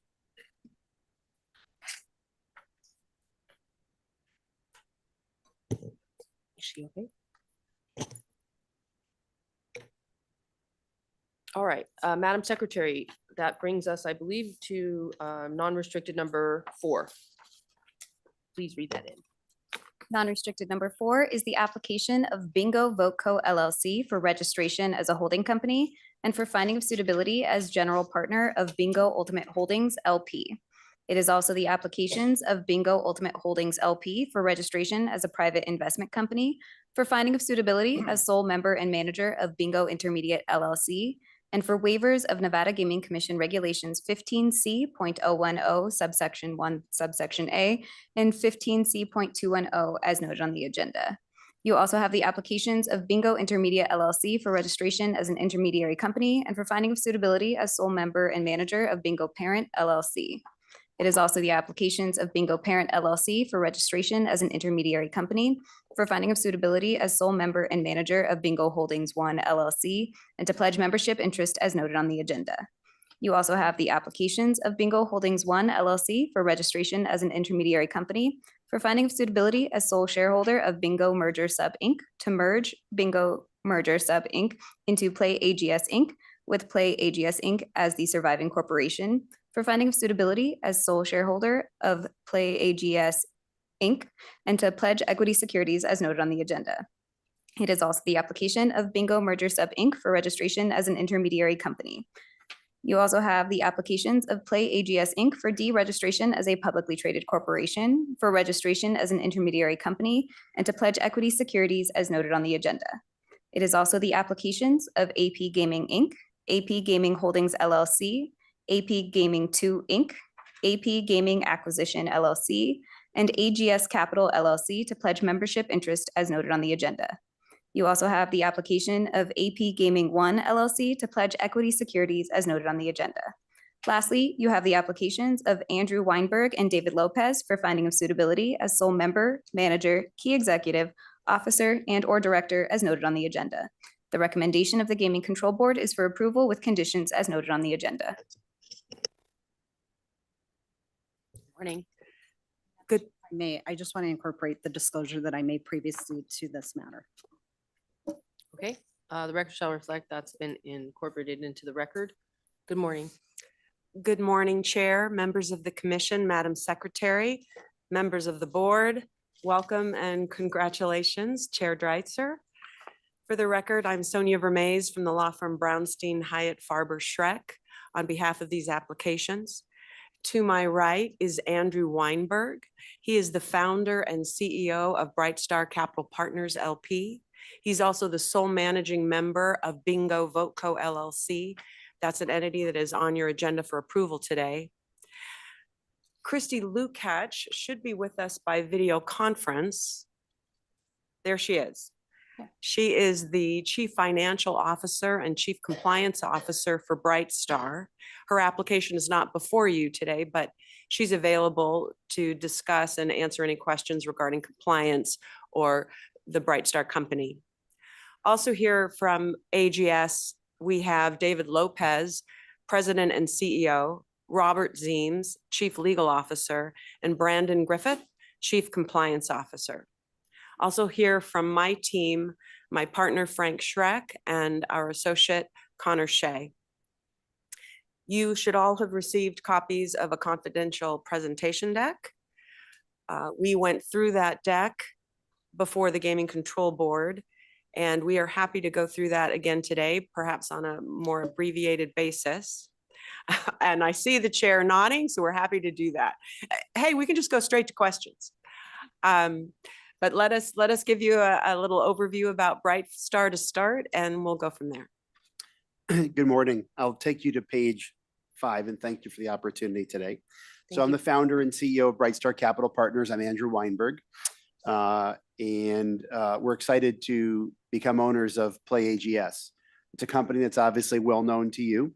We're not the first owner, but we look forward to this tenure and this opportunity. We're control investors, and we've been doing this for a long time. And locally here, we own an auto auction that ran its auto auction yesterday in North Las Vegas. We owned until recently the Bobcat dealer in Las Vegas, and so we're very familiar with doing business in Nevada. And I think, as I explained to members of the board last time, that my tenure in Las Vegas started about 30 years ago or so, working for the Prim family while in banking and helping them exit their properties on the state line while I stayed out there at Buffalo Bills and Whiskey Pete's and did some work as well for the Harrah's Corporation when they were based in Memphis before they relocated to Las Vegas. So I'll skip past page 6, which is our structure, but happy to answer any questions. On page 7, we have a very deep leadership team. Our leadership team has Christy Lukacs, our CFO and our head of compliance on it, and a team that's comprised not only of investors, but people who had operating backgrounds, including myself. So none of us intend to be operators of Play AGS, but all are incredibly familiar with being operators of companies. On page 8, again, my background, I've been doing investing and operating for about 30 years. As Commissioner Kurlicki knows, I also share a Stanford background. So enjoyed my 2 years there getting a business degree. I do have a partner, Roger Bullock, who is not up here today, but will be a part of our team going forward. Roger is one of 11 children born in Las Vegas. He showed me a copy when we first met about 15 years ago of the yellow pages with his grandfather in it, and it was a pamphlet about this thick, and I have about less than a millimeter between my fingers, showing me the phone book from that time. And obviously the town has grown, or the city has grown, I should say, quite a bit since then. Roger has a lot of experience in and around the sector, was licensed a number of years ago. And in terms of just more broadly, we're very familiar with the broader community in gaming and intend to leverage those relationships going forward. Very briefly on page 9, we do have offices across the entire country, and I've had a chance to visit many of the jurisdictions where Play AGS is in. I think I'll get in front of the question and say, I think the only pending jurisdiction we're waiting on is Nevada in order to close our transaction. Is that correct, Sonia? Nevada is one of the required jurisdictions. We are also waiting for an approval from Montana. That's not a jurisdiction that goes before, that has a formal meeting. They're reviewing it with their audit section, and I'm just waiting for the email that says, hey, green light, you're good to go. So I did leverage one of my partners last week in Mississippi, who was from Jackson, on my visit there. With that, I'm going to hand it over to Christy to talk about compliance. Good morning. Morning. So I'm happy to touch on compliance again, kind of the same that we presented a couple weeks ago to the board. Brightstar is fully committed to regulatory compliance in all jurisdictions in which we operate. As Chief Compliance Officer, I oversee our firm-wide compliance program, which we continuously review and try to improve, along with our compliance consultant, ACA, which is a leading compliance consultant in the PE industry, and along with Kirkland & Ellis, who is our legal counsel, or our fund legal counsel. I can just leave it there and we can cover any questions on that, since I don't want to just regurgitate everything we said last time. And if I could add to that, Christy's dealing with the Brightstar company compliance. The compliance for AGS is the same as it's always been. There'll be no changes to that. They have a compliance plan and team, and of course their chief compliance officer is here today. Well, luckily for us, our board was very thorough, and we did have the opportunity to listen to your presentation previously. So we appreciated that before them, and I will, unless you have anything else, I will ask my colleagues if they have any questions for any of you. Mr. Mays, can you have the other individuals that you described as being here raise their hand or something? Are you the compliance officer? Yeah. Okay. I just wasn't sure. You were talking about other individuals being here. Who's your compliance? I'm sorry. Brandon Griffith. Okay. And Robert Seams is chief legal officer. Okay, perfect. It just helps to have faces Sure. with it. Thank you so much. I didn't have any other questions. I mean, it seemed pretty straightforward, and you went into a lot of detail at the board, so I appreciate that. But it is nice having the opportunity to kind of put faces to the names that we see. So I appreciate it. All right, well, thank you. Then with that, we will move on to the transaction background and the merger agreement. Great. In terms of the background to the transaction, I think it's obviously been incredibly well documented in the public domain, given Play AGS is currently a public company and it's covered in the proxy.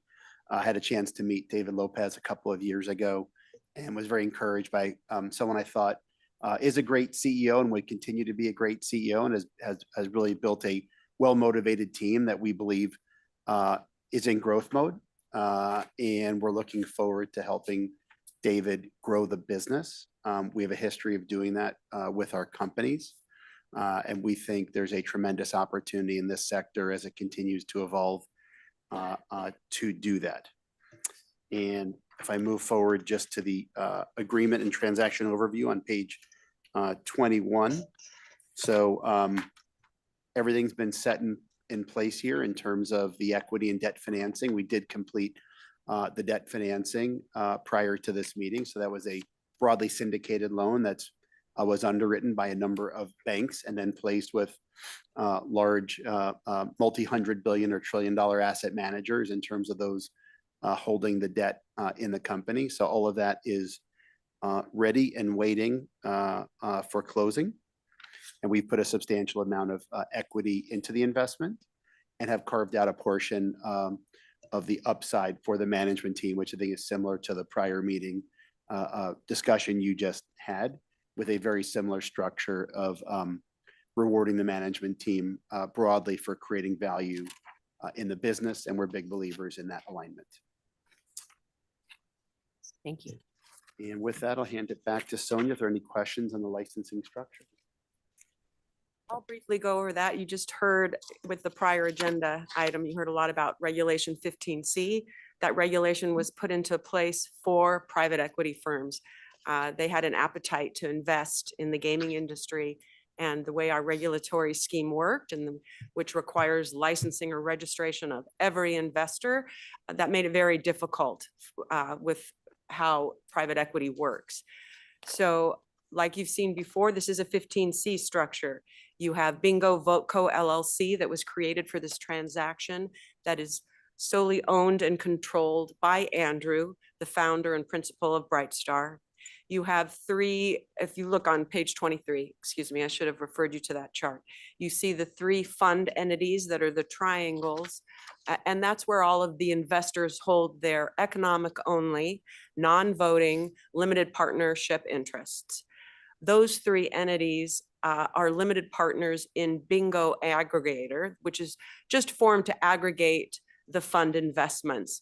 And that holds the majority of the equity capital going into this transaction. To the right of that, you do see some very, very small equity rollover interests and incentive equity profits interests. And the equity rollover, those are individuals associated with AGS today, your key officers who are holding public stock that are going to convert that stock or roll it over, if you will, into having units in the private investment company. The incentive equity profits interests, today that represents about 41 individuals who are employees or consultants. So they're either an employee of AGS or they have a contract with AGS, and they will get a very, very small piece. No one individual will have even a 2% interest at the end of the day. Again, it's economic, it's non-voting, and we've requested waivers for that. And then you have our private investment company, which is Bingo Ultimate Holdings LP. That's the blue triangle on your chart. Below that are entities formed. They will actually be registered as intermediary companies. And Bingo Holdings 1, when this merger transaction is completed, it will become the sole shareholder of what is currently the public company Play AGS Inc.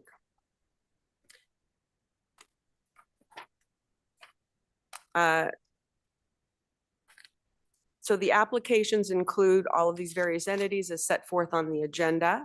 It includes the waivers that we've requested, similar to the prior transaction, for the units that are not within the 15C characteristics, that definition.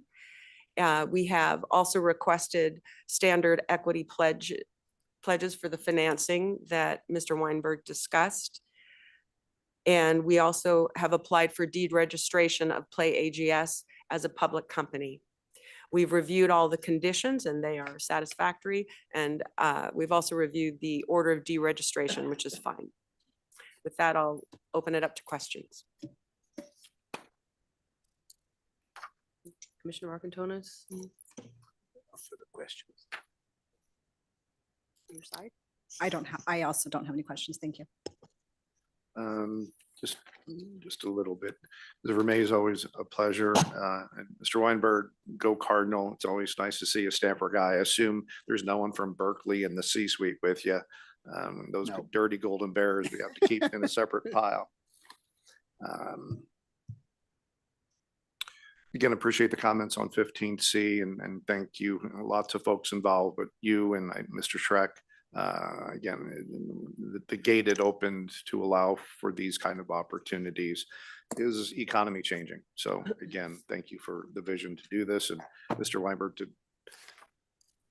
understand that it's there and to come in and do this. I do understand the taking private role here.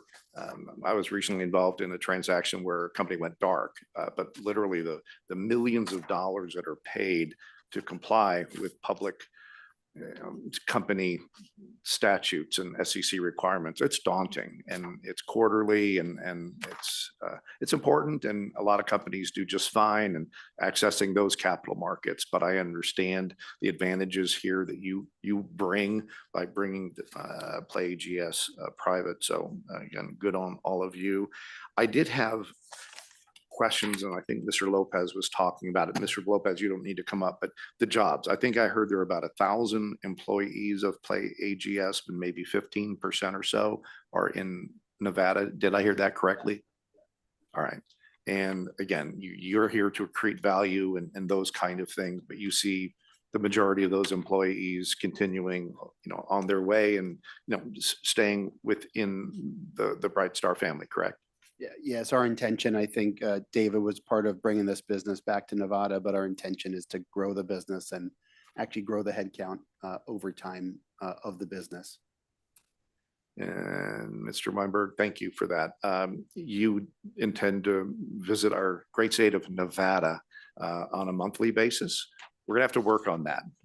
Yes, and I think that's actually been the frequency that I've been visiting it, and we've had, by virtue of the transaction, effectively, even though we're formally not owners until we close, by the nature of the transaction, we've effectively owned the business since the day we signed, and had a opportunity to spend time with the top 25 to 30 executives of the company in person on a number of occasions, and really gotten to know the team. And we're a firm that operates as 5 days a week in person. Yep. So we very much believe in in-person interaction. Even as the world gets more digital, and we've benefited from the culture that they've built, and look forward to that. You also have a city that's very geographically desirable. You can get here from anywhere in the country repeatedly. And so we appreciate the airport being so facilitating to commercial air travel. Excellent. And Ms. Lukacs, if I'm saying that correctly, did, I think, a wonderful job in front of the control board and abbreviated today on the compliance issues. Kirkland Ellis is one of the great firms, and you get great counsel. You had Kirkland and Ellis swag on during the control board meeting. I think. I noticed. Tone at the top, AML, it's really been an issue in Nevada and should be everywhere and every day and all the time. But we talk about tone at the top.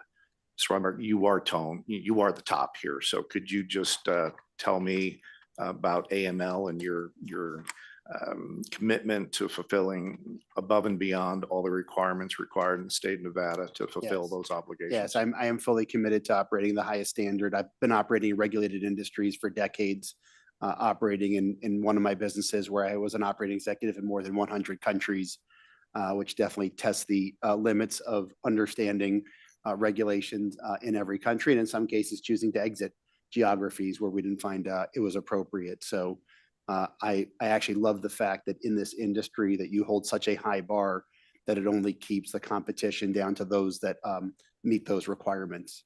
So I am fully committed, and I'll let Christy comment as the head of our compliance as well. Christy? Yep, I can attest to that and confirm. I have a seat at the table in our firm's investment committees, and also have a quarterly meeting with Andrew, who's very keen and wants to be updated on all of the compliance matters within our firm. So great. Well, I think this is a compelling transaction. I'm excited to see another face here and bringing in investment capital, creating opportunities, folks, and preserving opportunities existing. But I see the value and that you're bringing here. We welcome you regularly. I know you've got 2 boys who play a lot of golf, and did I hear that they may be playing at Duke shortly? That is true. That is true. Thank you. Yes. Or can they beat you on the golf course? Every hole they beat me on the golf course, and I have been sending them photos actually as I've been around town of the amazing golf facilities that you have in Las Vegas. So I think I will intend to bring them out here. There you go. For some events. But thank you for being with us today. Thank you for your vision and bringing your business acumen and the Stanford credential to our state. And I am delighted to support your application today. Thank you for your support. Do either of my colleagues have any additional questions or comments, individual or corporate or otherwise? I do not. I was going to give him a hard time about Nevada, but that's been done. I don't know if you heard it. It's for people who've been here a really long time, it's hard to resist. It just grates correcting. on you. Yeah, It's Nevada, not Nevada. And so I always wait, I think, how long is it gonna take? How many times is it? And it always happens. Somebody will, it's just a thing. Apologies. It's just a thing. But we do appreciate you being here, and I really feel like the presentation and the materials you presented were very thorough and assist us greatly in being informed and coming to a decision. So we do thank you for that, Ms. Vermees and your team. And for the regulation, I know that you've been thanked before. We'll thank you again because you've done something that's helped us bring in the kind of business and companies we need. So we appreciate you, Mr. Schreck and Ms. Vermees, for the past work that you've done and today. So if there's nothing else, I think it's in proper form for a motion. I'll make one final comment. We're also bringing our firm offsite again to Nevada this year again. So we voted as a firm on where to go, and you pulled it. Thank you. Oh, we did? You guys won. Oh, that's awesome. Okay, then you can call it Nevada all day. Well, you don't have an office here, but at least we get that. So. Well, that's great news. Thank you. Okay, so did someone start a motion? Certainly. Okay. I was about to change the motion when you said that, but that's okay, Mr. Weinberg. Madam Chair, I move for approval of non-restricted item number 4 with the conditions and as read into the record by Madam Secretary, Ms. Nicole Rupert, and as recommended by Nevada's Gaming Control Board. Thank you. And did we talk about the order dated May 27, 2025? Yes, and Okay. it's in proper order. Thank you. Okay, so with that, is there any discussion on the motion? There being none, all in favor, say aye. Aye. And there are none opposed. Thank you very much. Thank you.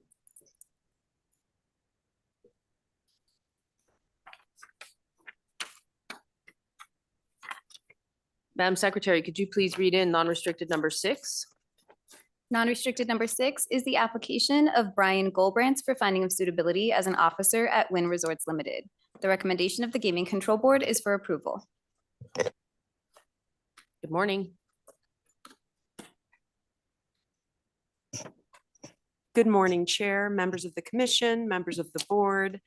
Sonia Vermees from Brownstein Hyatt Farber Schreck. On behalf of the applicant, he is to my right, Brian Goldbrandt. He's the Chief Operating Officer of Wynn Resorts North America. We also have the privilege this morning of having with us behind me, Jackie Crum. She is EVP and General Counsel for Wynn Resorts, and also Omar Khoury. He's Chief Global Compliance Officer for Wynn. Mr. Goldbrandt gave a very nice overview of his background before the board, and he's happy to do that again today or go straight to questions. We understand it's been a long morning already, so it's at your pleasure. Sir, it's nice to have you here today.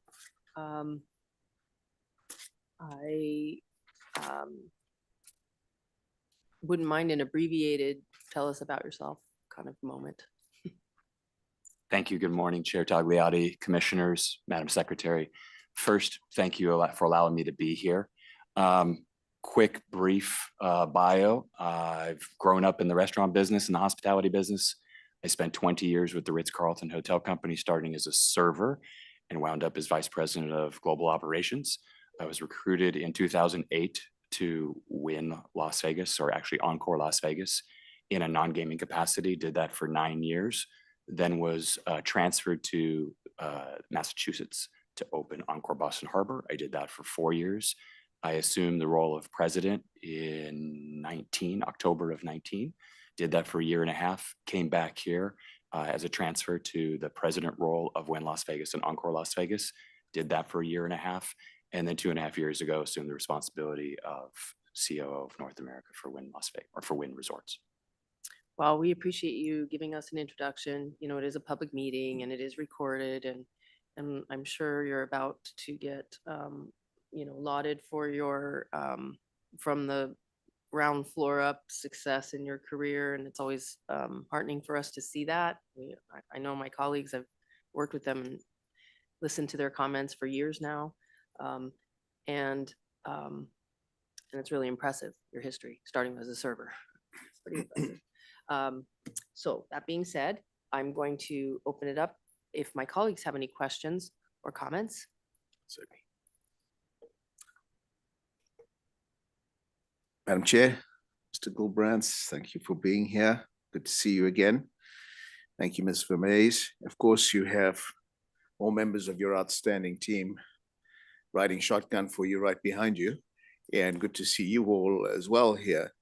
You know, there's been a lot going on with and about your organization over the last 2-3 months. And it must be particularly hard for you who have not been having to attend in any of those sessions in here, besides perhaps watching them on YouTube or whatever. And I was gonna ask you if any observations you have about anything that you, from your style, your management style, and style has come up a lot. And you probably know exactly what I mean, but the question is, you've had an amazing career and a background, and congratulations to that. Anything you've learned, you think, over the last 3 months from what you've heard and listened from what's been going on in front of us that would impact your style or has impacted your thoughts about how to lead this amazing team that you have at Wynn, and that is growing all the time when you open, of course, in the UAE not long from now? Go ahead. Thank you, Commissioner. It is nice to see you too. Yeah, I think I have learned quite a bit, and I think our organization has. We always known that we follow regulatory procedures, policies, but it is critically important that we lead from the top. And regardless of what's happened in the past, I take full responsibility for everything moving forward and everything under my purview, and want to make sure that we do everything by the book. We do have a strong culture of compliance. Omar is amazing at what he does, and we talk regularly. And it was brought up previously in the board meeting that it was critical that the hosts or player developers don't run the organization, but the compliance runs the organization. And I would say that we do, and it's my charge to continue to see that that happens. How much responsibility will you have, with perhaps a dotted line or otherwise, with the project that you're building in Ras Al Khaimah? As of now, none outside of North America, Right. But happy to assist our CEO in any capacity needed. Mr. Tapena is out there. He is. And you hosted a very wonderful farewell event for him. And since he's still out there, it means he's enjoying it. He hasn't caught the first plane back. But temperatures-wise, probably our temperatures are reaching roughly what he's experiencing right now as well. He's feeling the heat in many ways, I'm sure. Well, amazing background. Thank you for your response about style. And I certainly will be very happy to fully support your application today. Thank you. Thank you. Thank you, Chair. Thank you, Madam Chair. Mr. Colonel Brent, it's a pleasure to meet you. We've never had the occasion before, but you do have a charming and compelling and thorough story, and thank you for bringing it and having it here in Nevada. Ms. Vermees, thank you, and the team. And Ms. Crum, it's always nice to see you, and Mr. Corey. And we've got AML sitting on the front row, and it's noticed and appreciated. And Mr. Satri's comments from a few months ago continue to ring in my ears as tone at the top. And you've articulated it beautifully, and your conversation with Chair Hendrick a few weeks ago was spot on. So, and I absolutely believe it's authentic, and that's what you live. And thank you for stepping up and saying, I take responsibility going forward for everything underneath my decision window. So again, appreciate that. Thank you for doing the LVCVA. Vice Chair, it's a busy time. You're gonna have a dilemma though, when the Athletics arrive in Las Vegas, you're gonna still be a Red Sox fan, or what do you do when that happens? As long as they're not playing the Red Sox, I'll root for the home team. There you go. The Red Sox are under 500. I think 7 games behind the Yankees today. So we got a ways to go. It's not even the All-Star break. Yeah, there we go.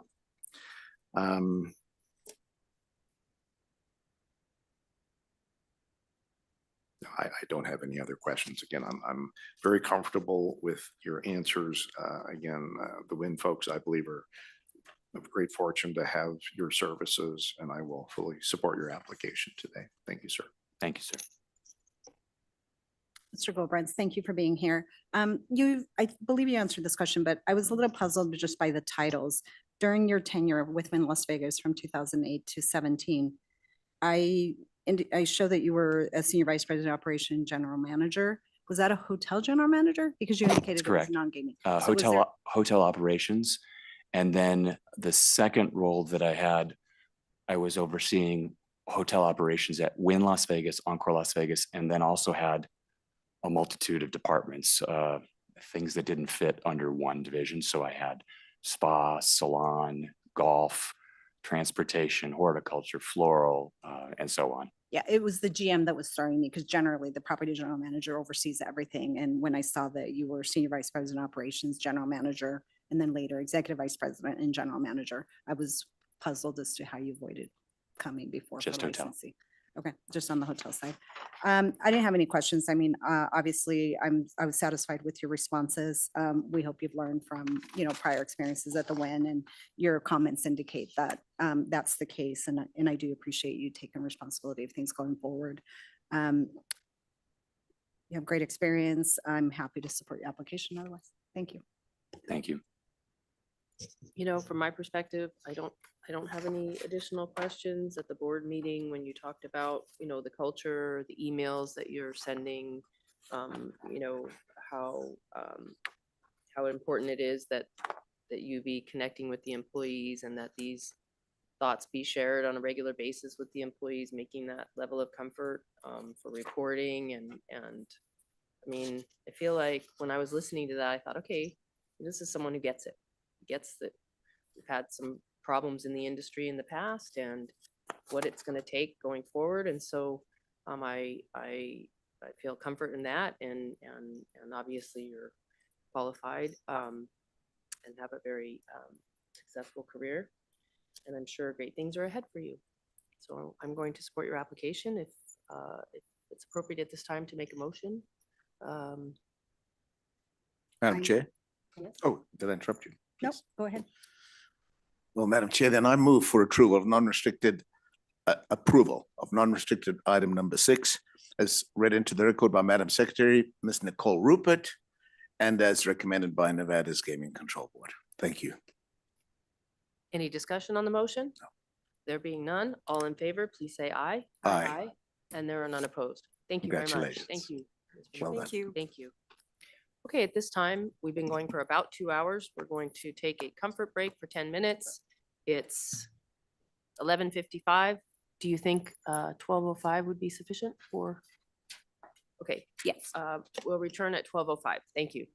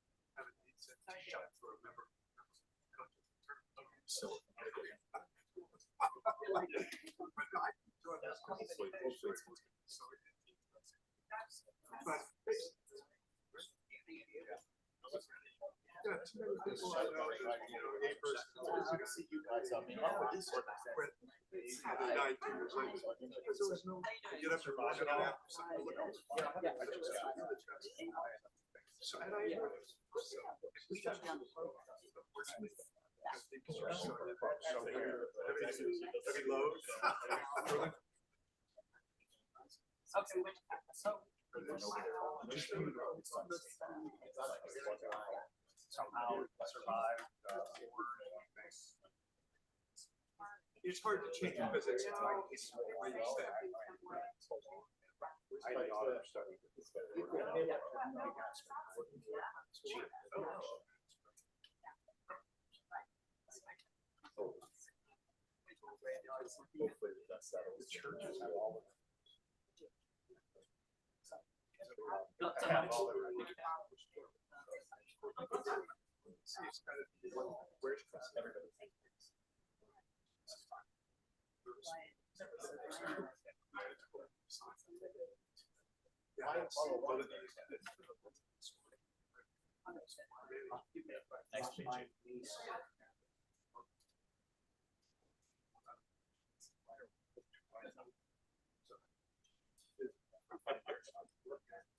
Hopefully that was pleasant. I'll tell you a funny story. I took some sprays from us. Right? She was just. Oh, they were crazy.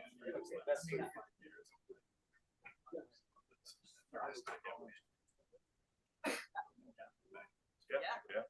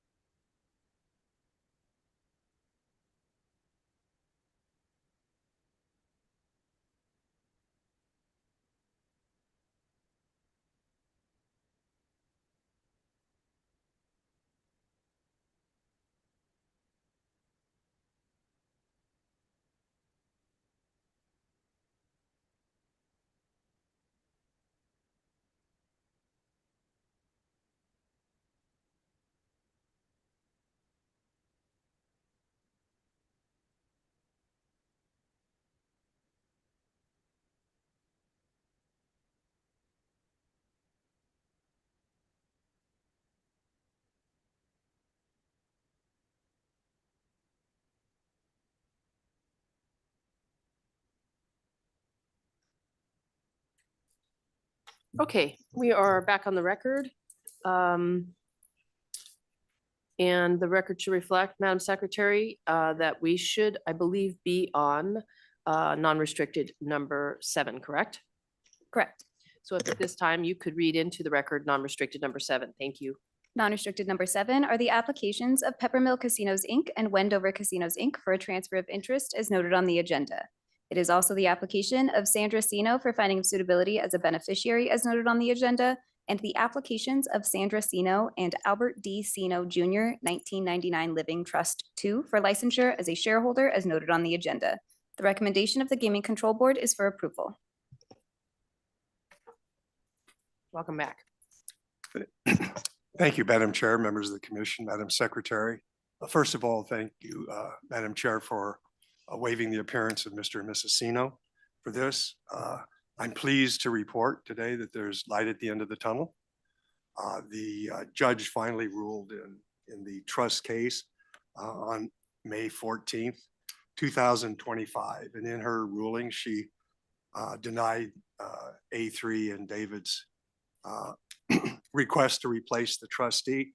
And more importantly, she recognized the Cino's right to do the transfer pursuant to the trust agreement.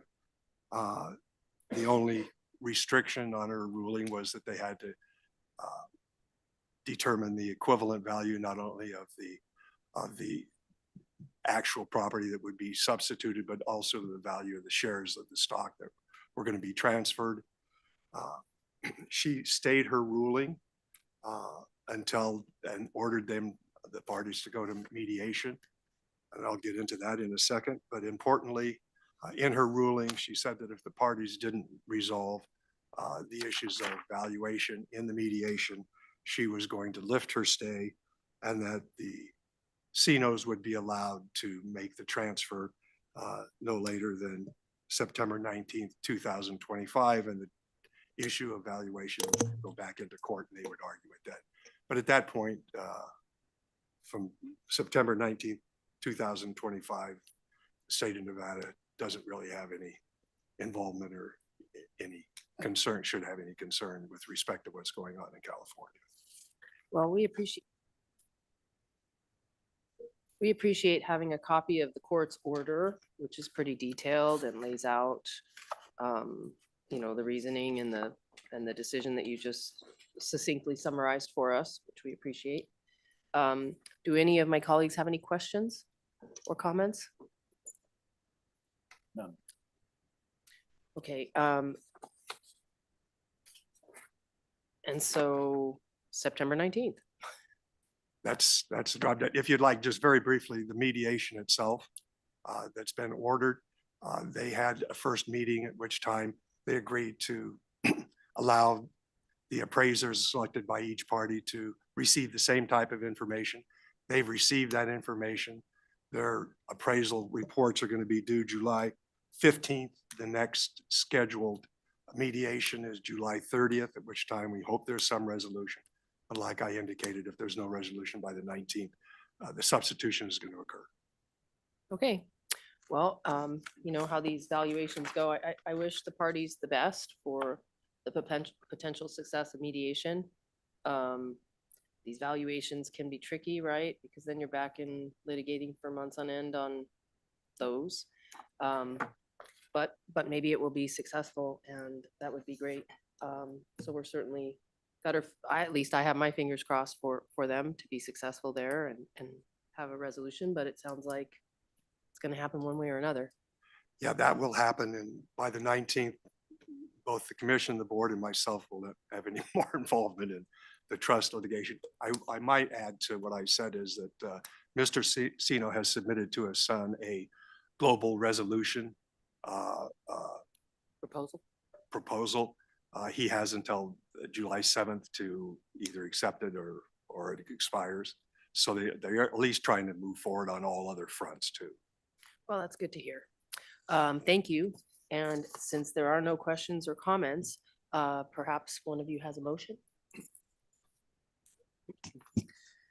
Madam Chair, I move for approval of Non-restricted item number 7, as read into the record by Madam Secretary, Ms. Nicole Rupert, and as recommended by Nevada's Gaming Control Board. Thank you. Discussion on the motion? There being none? Yeah. Oh, I'm sorry, go ahead. This is essentially the same application that we had before us in It's exactly the same. October. I didn't want to belabor the point, but just for the reasons that I articulated in the prior meeting, I'm not going to support the application, but I recognize it's the same one and understand your position. So thank you. If I could just make one statement, if you read the court order deals with the issue and problem that you had with respect to the trust extending over 15 years. And the I court actually have read the order and again, I mean, I don't want to Okay, be I argumentative just or belabor the point, wanted but to reference that. so, thank you. No, I read it at length. Thank you. Okay, so Commissioner Solis Rainey has incorporated, is that what you're doing? Incorporating Yes. by reference the reasoning and the commentary from the previous meeting. I don't remember the date, but so that'll be part of the record. And so officially then, there's 3 that voted in favor and 1 no, 1 nay. Or is that's the vote? That's the vote. Thank you very much. Thank you. Right? Oh, I didn't call for the vote? I'm sorry. My bad. Minor detail, except I know what they're going to do. Just based upon history, if history is any indicator. Commissioner Krolicki, what's your vote? I'm an aye. Commissioner Marcantonis, what's your vote? Aye. I am also an aye. That's 3 ayes and a no. And thank you. An A, thank you. Sorry. Having one of those days.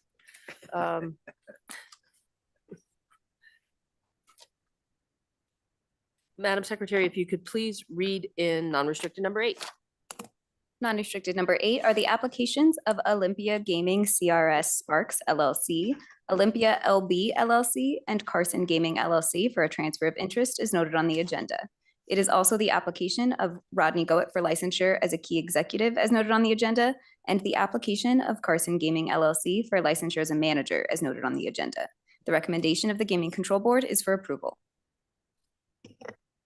Good morning, or afternoon, sorry. Good afternoon. Chair Tagliati, Member Solis Rainey, Member Krolicki, Member Marcantonis, Member Silver, and Madam Secretary, Kelsey Banu, for the record with McDonald Carano. Thank you again for the waiver of appearance of Gary Goet, the transferor, and then the transferee, an applicant Brett Goet. And thank you for allowing me to appear from Carson City this afternoon. If I may, I was going to briefly introduce the applications before you, and then I'm happy to open the floor to any questions you may have. Just so you know, Commissioner Silver is not present at the meeting. Yes, I realized that and just sort of read through, but thank you. Okay, no worries. So when you're ready. Thank you. The applications before you are just in furtherance of family estate planning and cleanup matter. The estate planning is for Mr. Gary Goet. Specifically, the cleanup references the distribution of 2 1% interests for Olympia LB and Carson Gaming, each currently held in trust. First, we have an application for licensure of Brett Goet as president of Mint Casino LLC, DBA Legends Bay Casino. Second, we have an application for licensure of Carson Gaming LLC as manager of Casino Fandango. And finally, we have 4 transfer of interest applications as well. And we would just like to thank Senior Agent Elisa Thompson for her thorough work on the application. She was a pleasure to work with. Thank you. So as far as my colleagues know, this was left not put on consent just because you might have questions that I don't know about. I don't have any, but the waivers seemed appropriate in light of what we've heard and the materials we have. So if you have any questions for council. I have no further questions. Thank you, Chair. Thank you. I don't have any questions either. Thank you. No questions, but Ms. Banu, a pleasure to see you. Thank you for your presentation. I know the last one you made was from far away. to the control board, but this was discussed, a great estate planning tool, and I have no concerns. And the Legends and the Fandango properties are spectacular especially for Northern Nevada. And I will support the application today. Thank you. All right, do you wish to make the motion? Someone? I'm happy to make the motion. Thank you. I move for approval of non-restricted item number 8 is read into the record by Madam Secretary and is recommended by the Gaming Control Board. Any discussion on the motion? There being none, all in favor, say aye. Aye. And there are none opposed. Thank you, Ms. Manu, for being here. Appreciate it. Thank you very much. Have a great afternoon. You too. Madam Secretary, please read in non-restricted number 9. Non-restricted number 9 are the applications of Joseph Kennedy Sr. for finding of suitability as a trustee and beneficiary at Milan Gaming Trust and for licensure as a manager as noted on the agenda. The recommendation of the Gaming Control Board is for approval. Good afternoon, everyone. David Brown on behalf of the applicant. Will be very brief. This started out as an application for Mr. Kennedy to be a trustee. Estate planning, his father had already taken to poor health. Unfortunately, he passed while the application was pending. We were fortunate enough to have Mr. Kennedy be permitted to be involved temporarily, so he's already been heavily involved over the last few months. We appreciate the Gaming Board's recommendation for approval, and we also appreciate Agent Simpson, who was a pleasure to work with. And with that, if you want, Mr. Kennedy is happy to give a brief presentation and answer any questions. Great, thank you. Good afternoon, Madam Chair and fellow esteemed commission members. I'm pleased to introduce myself, Joseph A. Kennedy. As a second-generation native Las Vegan who's married to a fellow native, I am the proud father of 4 third-generation Las Vegans, and this city is deeply woven into our family's history. While I graduated from UNLV with a bachelor's degree in accounting, I left the accounting world to pursue a career in real estate, which has become my passion. The passion has led me down to own and manage multiple Nevada companies that have owned and built more than 3 million square feet of property, including founding a company that has developed more than 1 million square feet of commercial and office space in Las Vegas, Nevada. My father was the founder of the original Putters Gaming Group in 1996 and became its sole owner in 2003. I've had the privilege of working alongside my father for many years. I helped him with the Putters, growing the Putters concept, finding locations, developing those locations, and building those locations. Several years ago, when my father recognized my accounting background and my business acumen, he decided it was ultimately going to come to me, his heir, as a sole asset that I would need to be trained in and licensed for to have. And I was excited to support that transition and that vision.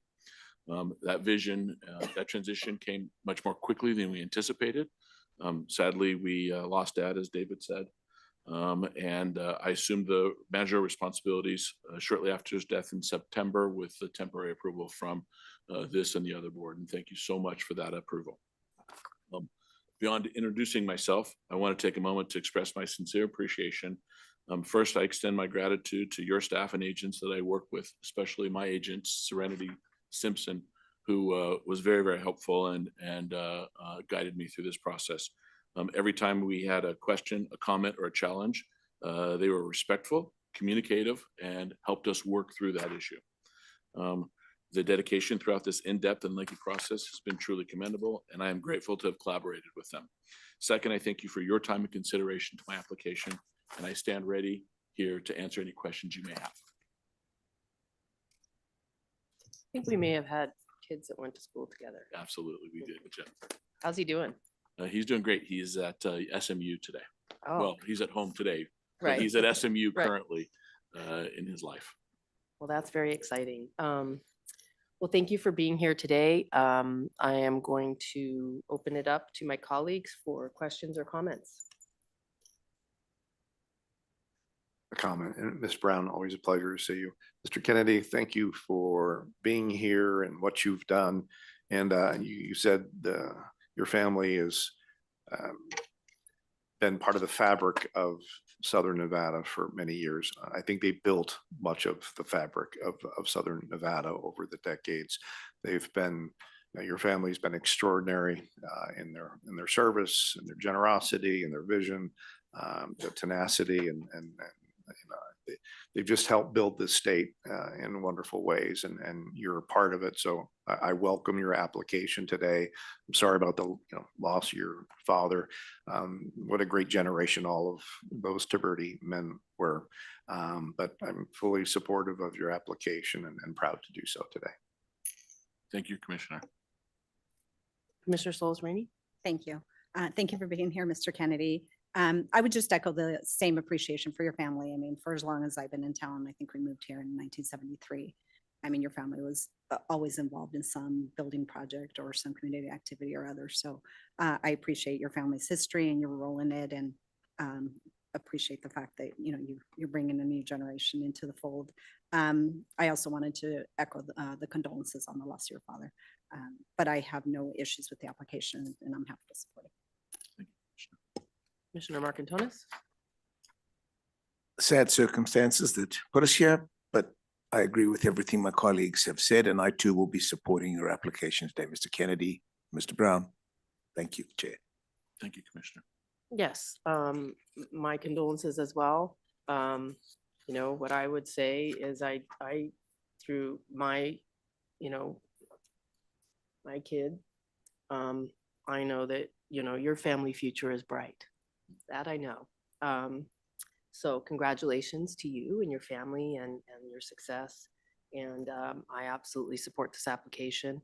And so at this time, I would call for a motion. Madam Chair, I'm happy to move for approval of non-restricted item number 9 is read into the record by Madam Secretary and is recommended by the Gaming Control Board. Any discussion on the motion? There being none, all in favor, say aye. Aye. Aye. And there are none opposed. Thank you. Thank you all. Thank you. Thank you for your time and your support today. Thank you. Madam Secretary, non-restricted number 10 was referred back to staff, I believe, at the board meeting. Non-restricted number 11 was removed from the agenda prior to the board meeting. So if you could please read in non-restricted number 12. Non-restricted number 12 is the application of Agriculture District number 13 for awarding of race dates for August 15 through August 17, 2025. The recommendation of the Gaming Control Board is for approval.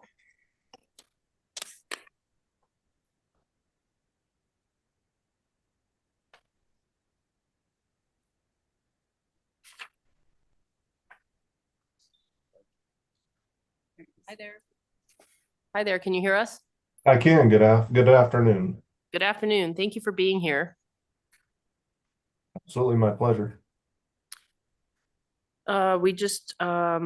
We are always pretty good about either reading and or watching the board meeting, all of us. I don't know, some of us prefer one way or the other, but we do it. And we had pretty thorough presentations from you on this item as well as the next one. But I just thought, in light of that, if you're okay with it, I will ask my colleagues if they have any questions for you. Absolutely. They might have some on one and not on the other. I don't know yet. No problem. Okay, so let's start with number 12. Any questions or comments for him in light of all the information he gave us? He gave the board.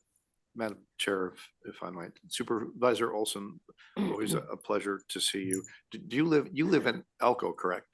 I do, sir. All right, where do you live?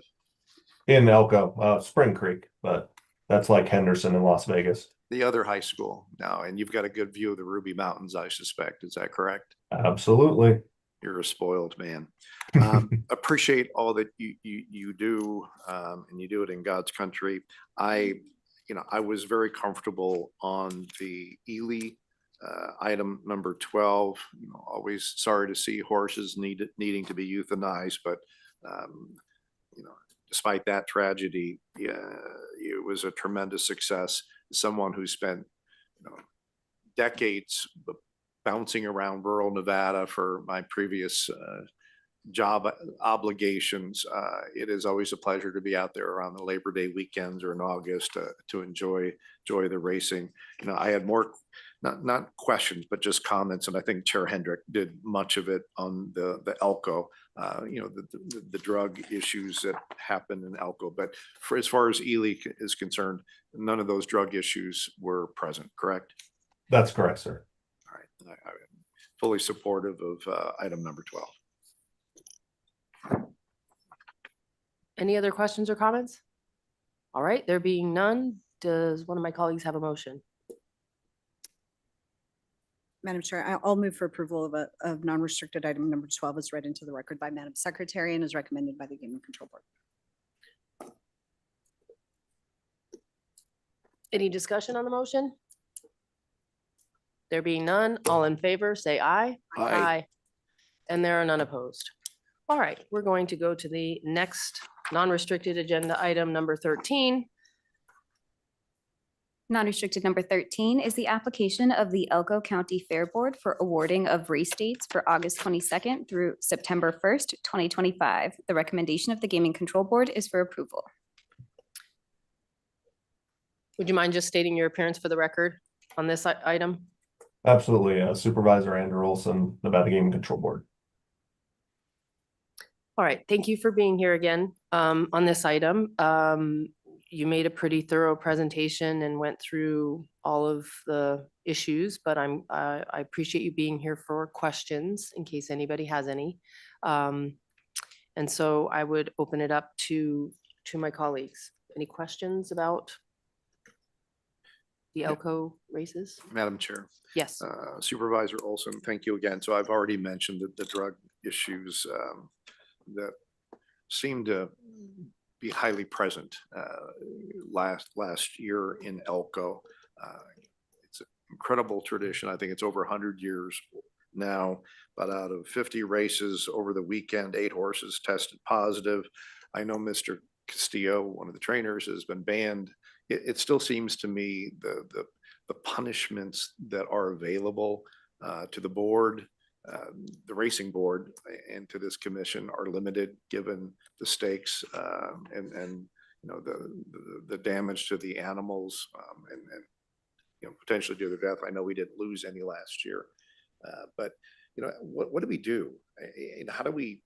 You know, is there some way to prevent it? And I've heard the story. You know, you don't know who actually administers the drugs to these animals, but proximity, just because of how these drugs metabolize in the horses. I think you, Mr. Supervisor Olson, said that it probably had to be, you know, at the racetrack because of how quickly it dissipates in the bloodstream and the urine. So is there anything we can do to make sure that we just don't have that kind of activity going on, or it's just testing and disciplining when we find bad actors and you know, hope for the best going forward? There just seems to be a better way, and I don't know what that is. I believe what we did this time around, as far as having a severe penalty issued by the board and the commission for Mr. Torres as well, that's going to send the message that Nevada will not tolerate drugs and foreign substances in these animals, and that should rectify people's choices moving forward. Yeah, I appreciate that. And just for the record, again, I believe it was asked during the control board, but there was no irregularities identified in the wagering and betting behind the races, correct? No, sir. All right. I don't have any further questions, but again, I don't want to you know, be a shadow on what's otherwise just a tremendous weekend out in Elko County. So I will celebrate it. I'll probably be there and enjoying the festivities, and I will support the application. Thank you. Thank you for what you do, and good on you for living in Spring Creek with a view of the Rubies. Appreciate it. This is Tagliati. I was glad to hear that you know, you detail for the meeting and for the board, excuse me, and at the meeting, previous meeting, you know, why it's so difficult to pursue a criminal charge in this kind of case. When you think about it, right, any of these animal abuse cases that you see that are actually getting prosecuted, Unlike, I mean, maybe, of course, homicide, but unlike every other crime, the victim can't speak, can't tell you what happened, right?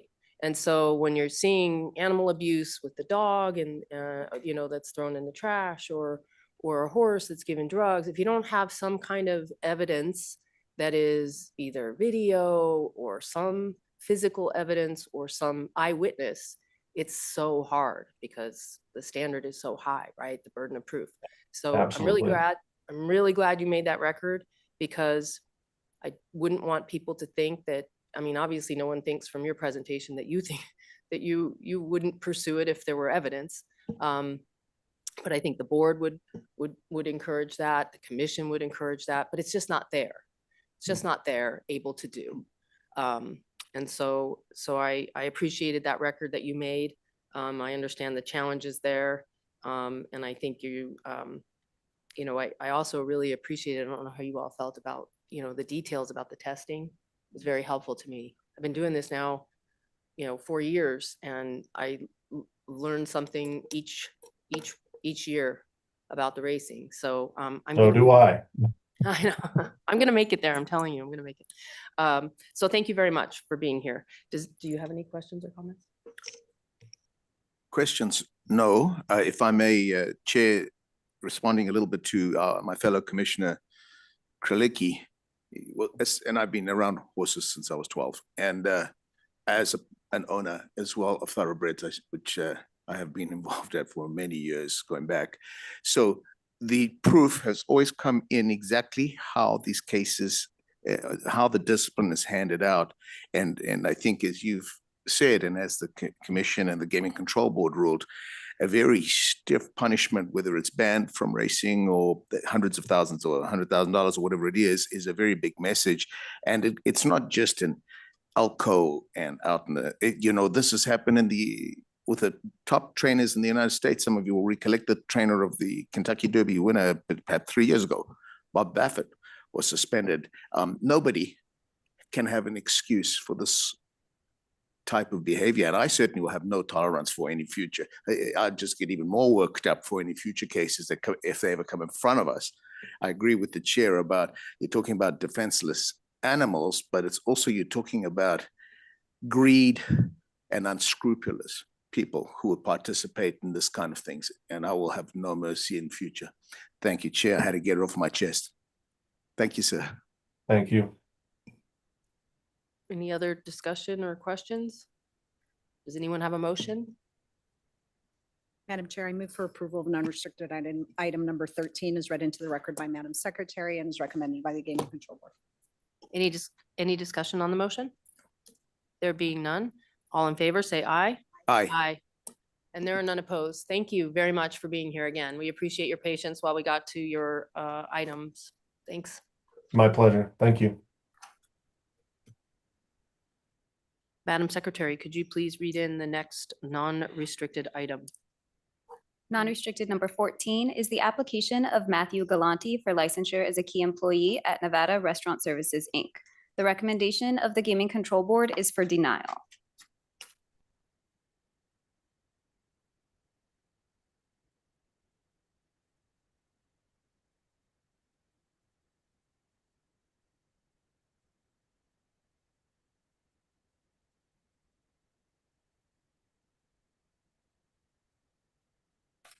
Good afternoon. Sorry. Good afternoon, Chair Tagliati, members of the commission. Madam Secretary, for the record, my name is Cannon Smith, and I'm General Counsel for Nevada Restaurant Services, Inc. I'm before you today on non-restricted item number 14. NRSI would like to thank you, Chair Tagliati, for the permission to appear virtually today. NRSI would also like to thank Agent Colby Young and Supervisor Olia Barbie for their work on this item. Finally, NRSI wasn't on this month's board agenda because this item appeared originally in April, which was Chair Hendrick's last meeting. And NRSI would like to thank Chair Hendrick for accomplishing so much during his tenure and to wish him best of luck in the future. And I'm happy to answer any questions the board or the commission may have.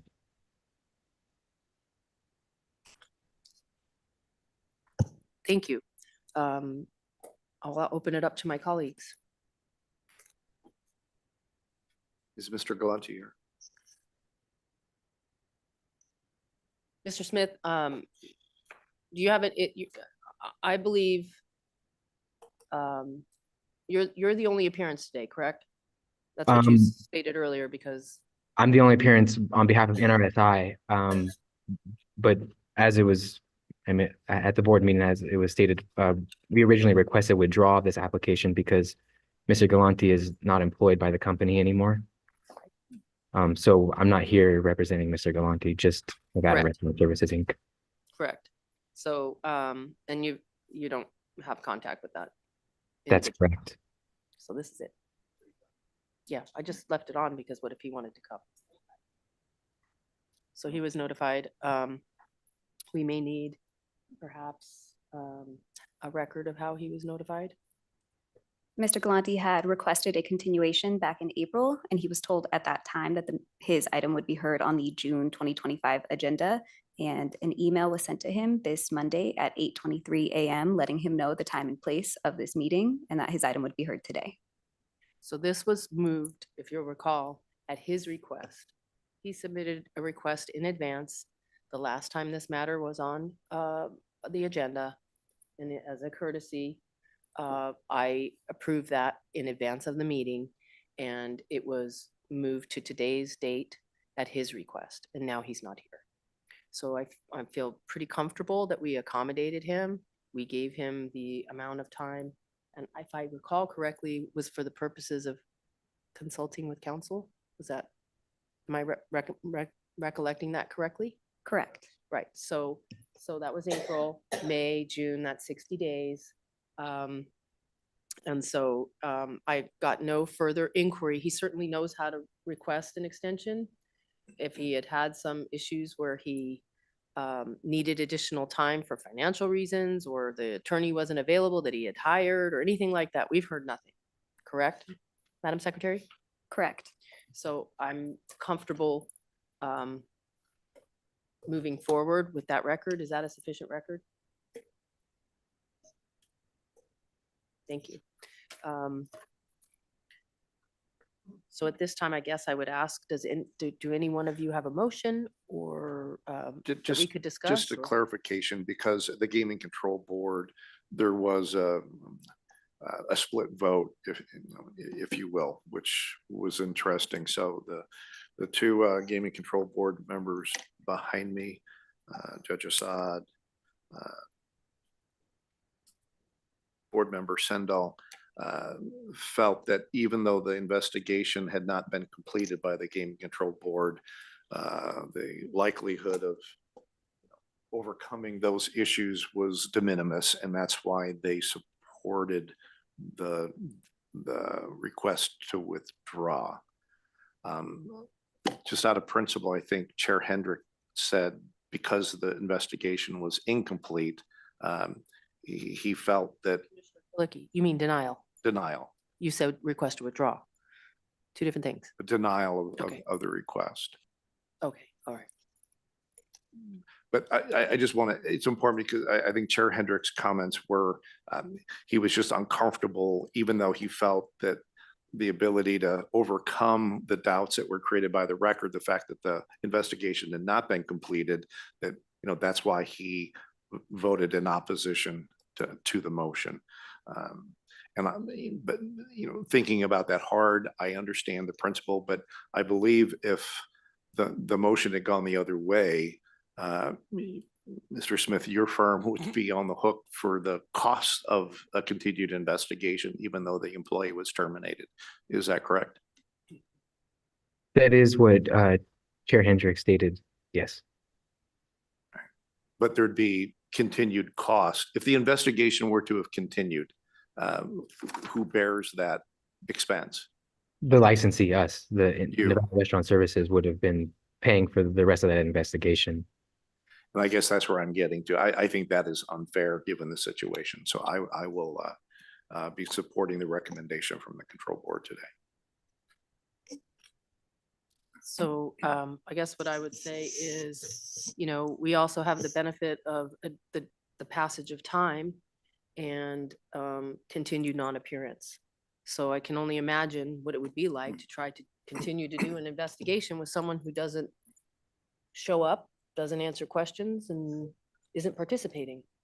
So, so that we have that benefit with the passage of time to see that nothing seems to be any different from, well, at least today, it's not here, and hasn't communicated anything else but the request for the continuance in the past. So at this point, I guess if someone made a motion to sustain the recommendation of the board, I would support that motion. Okay. Madam- Madam Chair, with regard to non-restricted item number 14, I move to sustain Nevada Gaming Control Board's objection to Matthew Roy Galante's registration as a gaming employee. Thank you. Any discussion on the motion? Madam Chair, if I will just, for the sake of the record, I agree. I mean, I agree with the motion, but I wanted to just add that I'm doing so because I believe that under NRS 463.171, Mr. Galante has failed, did I get the name right? Has failed to meet his burden to show that he has the qualifications to be a licensee. The record that we have before us indicates that under 463.172 sub A, he's failed to convince both the board and the commission of his good character, honesty, and integrity. I believe that under 463.173A, he also lacks the qualifications related to business probity, competence, and experience. And as you indicated, he has failed to appear as required under regulation 4.120. I was troubled by his failure to cooperate with the board, and I agree with Commissioner Krolicki's concerns that, while I understand former Chair Hendricks's desire to have the investigation continue, he also expresses there were sufficient grounds for denial, and I don't believe that it would be fair on the applicant licensee to bear the expense of something that ultimately, I believe, would lead to the same result. Can I ask the Attorney General's office? We have this order of denial dated the 16th day of April, 2025. It wasn't specifically referenced by Commissioner Marcantonis in his motion, but it does break out in great detail the regulations and the NRS specifically that caused me to support their support and vote in favor of their recommendation. Can we reference, if he were to amend his motion, can he reference this order and incorporate it in? Well, the order is the finding of the board. This is based Okay. on what the board did on the record. And so when we vote in favor and we have detailed findings in their order related to NRS 463.339 and regulation 4.04 subsection 04 subsection 2, that's what we're referring to. So if there was any judicial review, this would be part of that record. yes, but there is no judicial review available for this. Okay, well, I will say it's very detailed, and I assume it's part of the record in case there was anyone wondering the findings and the determinations that were made by the board specifically that were being supported by me in my vote. So I'll just make that record. How about that? So any other discussion on Commissioner Marcantonis's motion? This is Shawnee Sendall, board member. I just want to clarify Commissioner Marcantonis's motion in support of the Gaming Control Board's recommendation. I thought I heard something about an employee registration. Just want to make sure we're clear that it's for the application for licensure as a key employee. That was what was being requested to be withdrawn, and that was denied. And then the board moved forward to deny the application for key employee as well. And I go to Dag Caruso to clarify that, to make sure that that's, if I misunderstood what the motion was initially and what it was. Thank you. That is correct. It is a key employee application, which is why there will be no petition for judicial review. It's a licensing matter. So, so as it goes to, and that's substantive. Is there ever any procedural challenge? So for example, you don't give someone a continuance. you see what I'm saying? Or you don't give them the opportunity. That's also not challengeable? Just No. curious. Okay, so absolute power corrupts absolute. I'm just kidding. Um, So Commissioner Marcantonis, I believe I understood your motion to be, why don't we just restate it for I the certainly record? can I think do you it will. as the traditional manner. Okay. So if I may restate the motion for the record. Madam Chair, I move for the approval of non-restricted item number 14 as read into the record by Madam Secretary, Ms. Nicole Rupert, and as recommended by the Nevada Gaming Control Board. Does Any- that, Yes, that is a sufficient motion. thank you. Any discussion on the motion? Or additional discussion? There being none, all in favor, say aye. Aye. And it appears there are none opposed. Thank you. Thank you for being here. We appreciate Thank you. you. Thank you very much. Thank you. All right, that brings us to restricted items held up for discussion. Madam Secretary, if you could please read into the record restricted item number 1. Restricted number 1 is the application of Stephen Chimarusti for licensure as a key employee at 7689 Tavern LLC. The recommendation of the Gaming Control Board is for denial. Good Good afternoon. afternoon. Good afternoon, Madam Chair, ladies and gentlemen of the commission. I'm Bud Hicks of the McDonald Carano Law Firm.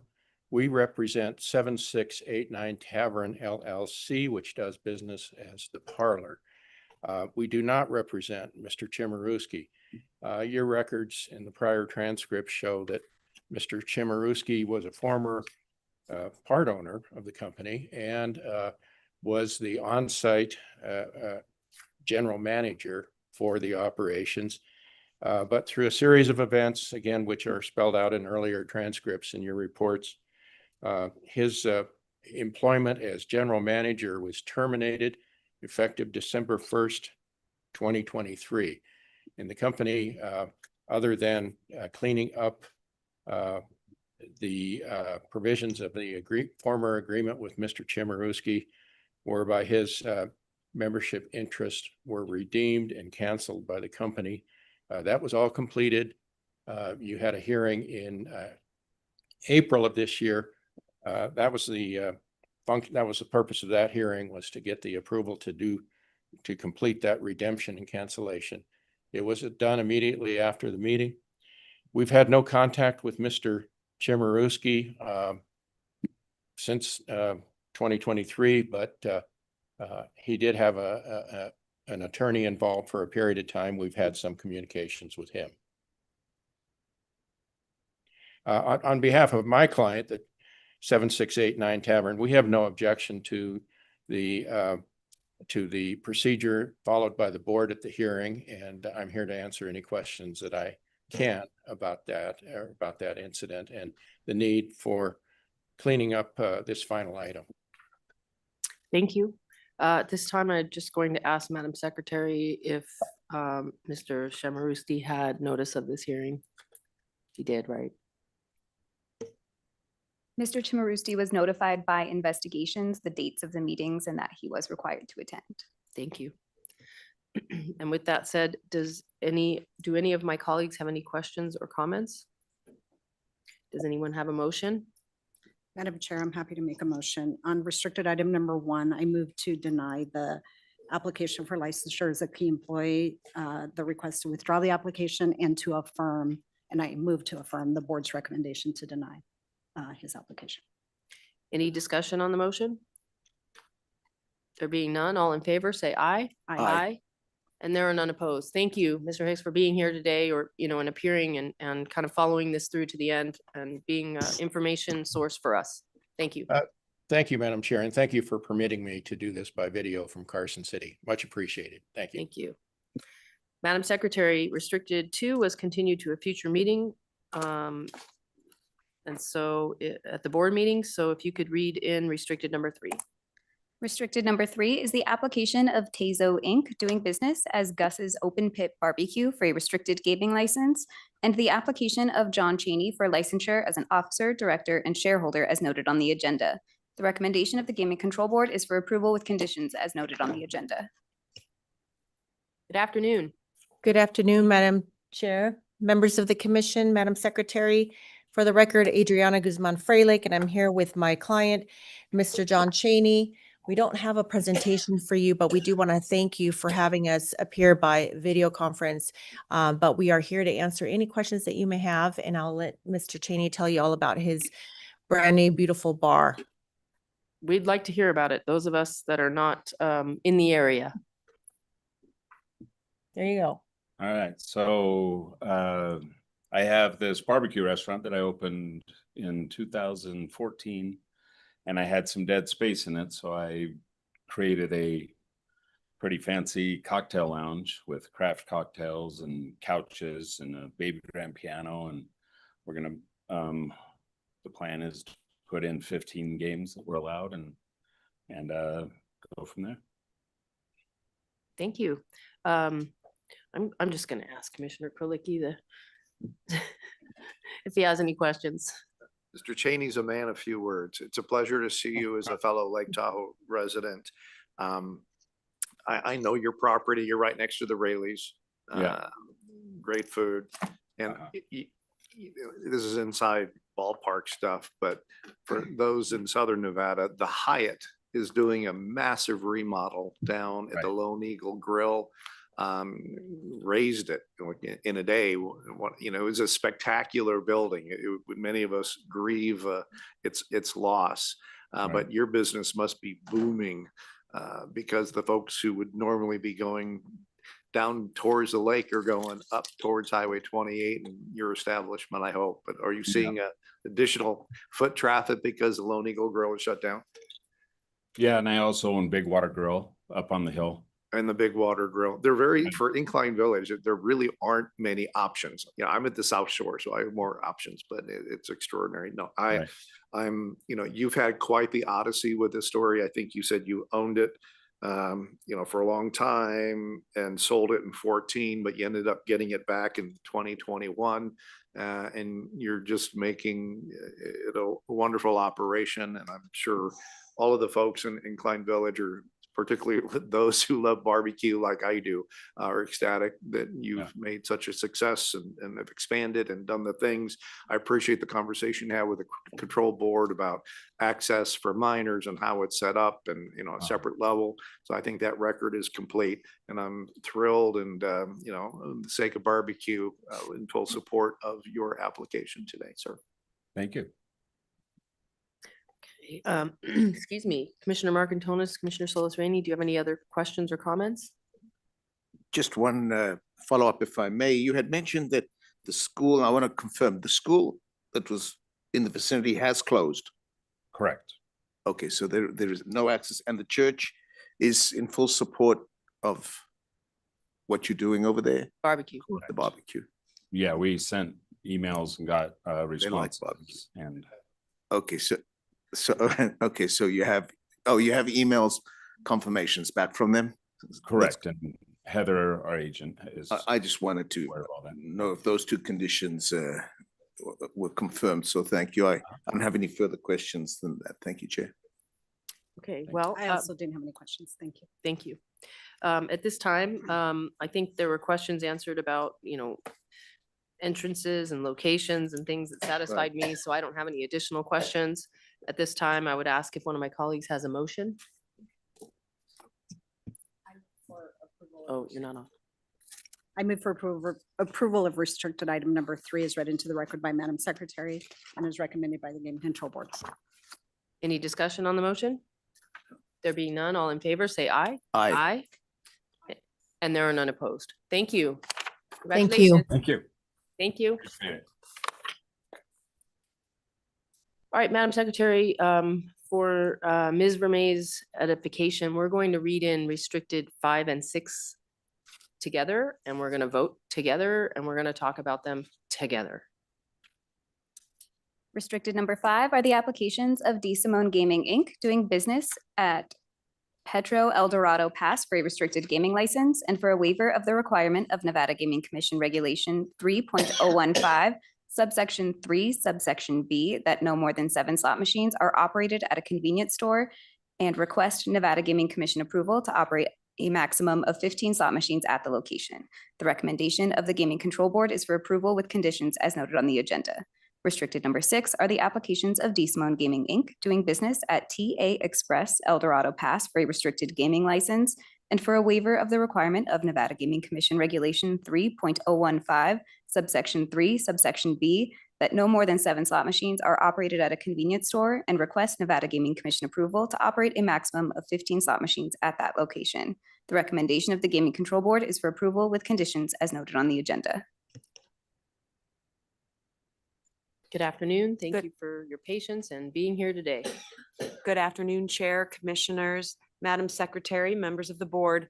Sonia Vermees from Brownstein Hyatt Farber Schreck. With me to my right is Joseph D. Simone, the sole owner, officer, and director of Simone Gaming, Inc. Thank you for taking these 2 items, matters 5 and 6, together. Both of these travel centers have been thoroughly reviewed and approved by the board and the commission in the past. The one was formerly called the Railroad Pass Travel Center and was approved a few years ago. The other, was called the El Dorado Pass Travel Center. They have been renamed in connection with an ownership change of those businesses that occurred last summer. When they were before you previously, we went through the details of the white papers that were presented as to why these locations are appropriate for 15 devices instead of what Reg 3 typically calls for, which is only up to 7. Happy to address any of that again. Other than that, I'll just open it up and let you ask any questions that you might have. Well, I think it was very helpful at the board meeting when you went through, checklist and the reference to the white paper, kind of just laying out how incredibly different this is from any convenience store. And I just keep thinking, what more can you, what more can you put in the travel center? It's impressive. So I will thank you for that. Didn't you say which location is getting a mechanic or? Good afternoon, Commissioner. The El Dorado Pass Travel Center. Right. That's right. That's right. Okay. Well, thank you. I'm going to ask my colleagues if they have any questions or comments.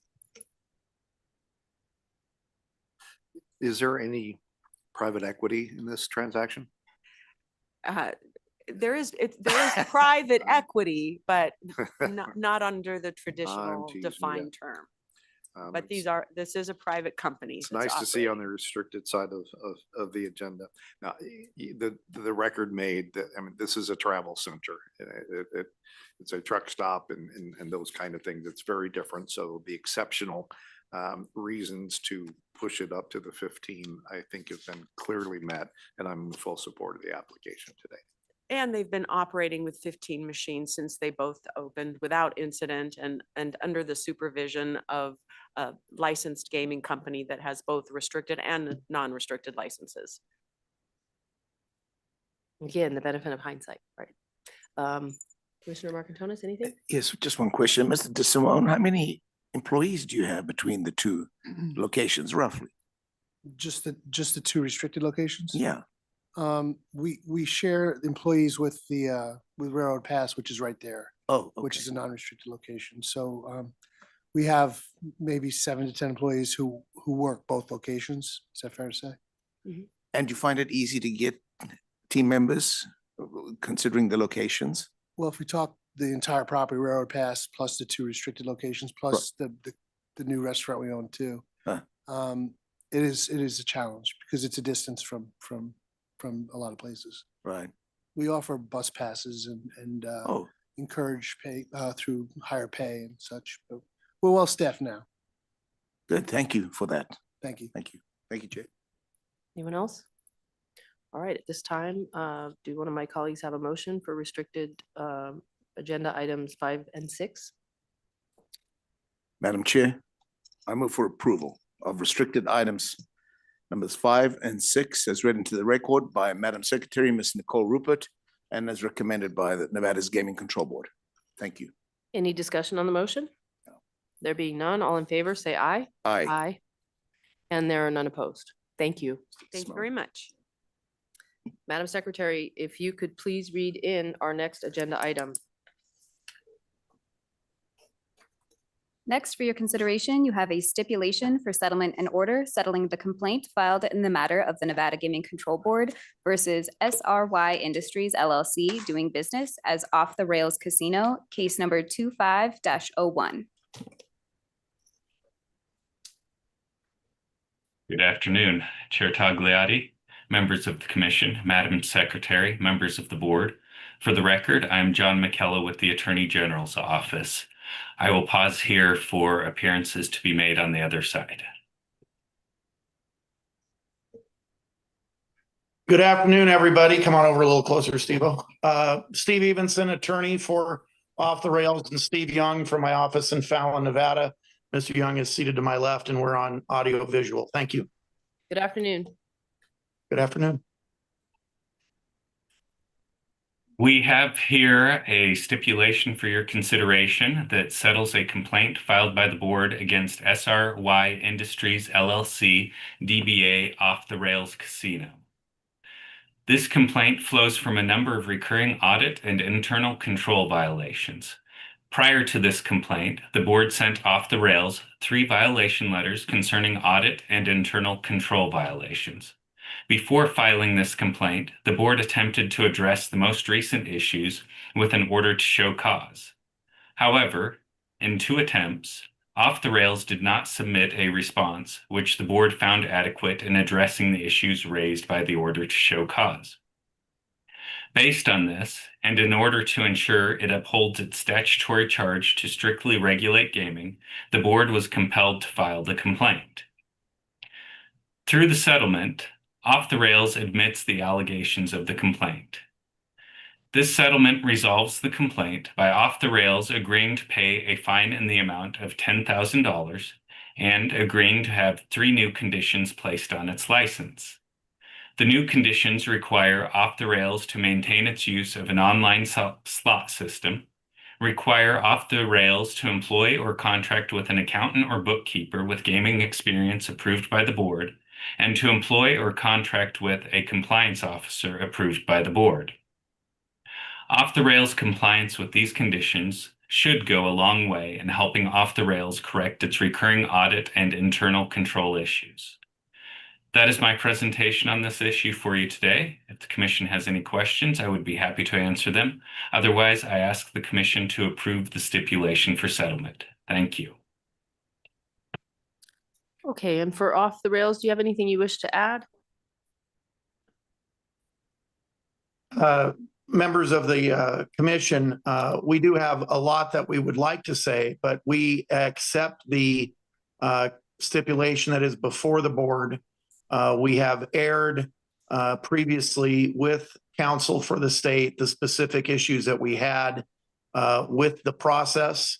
However, it did not change the outcome of where we are and the admission to what is taking place here. In light of that, we ask that you adopt the stipulated conclusions and recommendations provided. Thank you. Okay, thank you. Any questions by my colleagues for either the AG's office or? Madam Chair, if I might, I need to recognize Mr. Evenson. It's been many years since I've seen you out in Lovelock. It's very good to see you haven't aged a bit over the years. Neither of you, sir. Thank you very much. Appreciate that. It's good to be the only attorney in Lovelock in Pershing County too, right? I am, and I ride the rural circuit, so I'm the only attorney in a lot of counties. It's kind of neat. Good for you. It is a pleasure to see you, sir. No, the stipulation is clear. I appreciate the fact that the audit and internal control issues are being addressed. Section 3 in particular, the remediation things, I appreciate the Off-Rails Casino folks, respondents agreeing to it, and I will support the stipulation today. Do either of my other colleagues have any questions or comments? I just had a comment. I didn't have any questions. I, read through the complaint closely and there were a lot of issues, and I just want to reiterate to Mr. Young the importance of these regulations. These aren't suggestions. So the minimum internal controls, the internal control standards and the regulations have to be adhered to. And I'll support the stipulation in the interest of, allowing closure and allowing him to move forward on the property. But it is important that compliance be a focus in the future. Okay, do any of my colleagues have any other comments or questions, or would one of you be prepared to make a motion? I'm happy to make a motion unless anybody has questions. Okay, I move for approval of the stipulation for settlement and order in case number NGC 25-01, Nevada Game Control Board versus SRY Industries LLC, doing businesses Off the Rails Casino. Any discussion on the motion? There being none, all in favor, say aye. Aye. And there are none opposed. Thank you for your appearance today and being available if we needed to ask you any questions. Well, we appreciate the opportunity to appear, and we will make things better and keep everybody happy moving forward. Thank you for the opportunity. And Mr. Young has just built a new building to move his business into, and he's going to be approaching you folks shortly to approve that. So hopefully we can get that done expeditiously. Thank you so much for your help today. Thank you. Thank you. Thank you. Madam Secretary, if you could please read in our next item.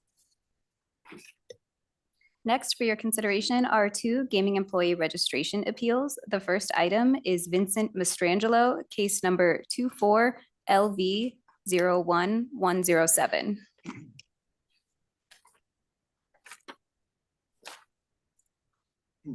Have we heard anything from him? Let's check emails real quick.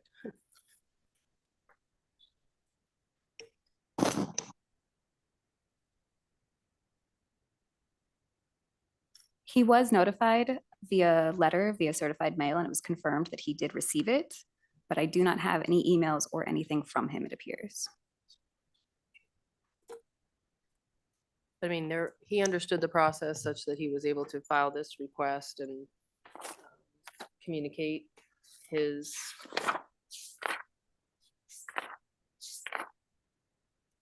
desire to have it reviewed, correct?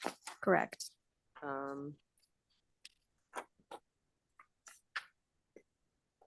Well, I mean, I don't have a request to continue the matter. We don't have any communications as to why he's not here. The meeting started 3 hours and 10 minutes ago. If my colleagues are ready to proceed, I am. Madam Chair, I would move to sustain the Nevada Gaming Control Board's objection to Vincent Mastrogello's registration as a gaming employee. Discussion on the motion or comments?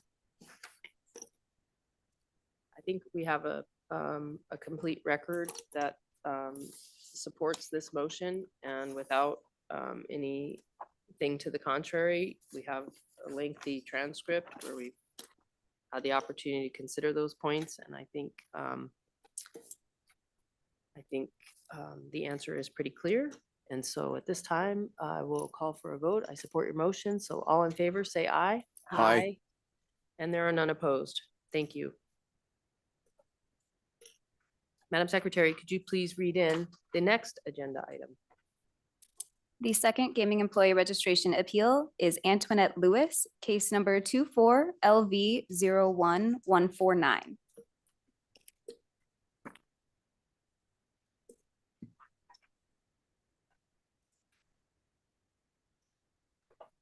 Hello. So you are Antoinette Lewis? Okay, so Ms. Lewis, I always start these hearings the same way. I take just a moment to just give you some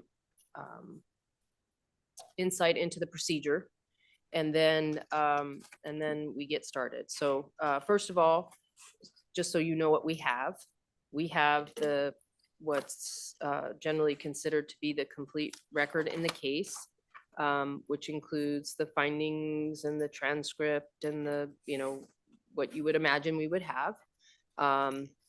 And if you have any questions about what we have, I'm happy to answer them, but we have information on the underlying criminal case, criminal discovery materials, all of that stuff. And including the, which I assume you've had access to as well, the Las Vegas Metropolitan Police Department Declaration of Warrant and Summons. So we have those things, and we review that before you get here, including including the transcript from your hearing with the hearing master, or hearing officer, excuse me.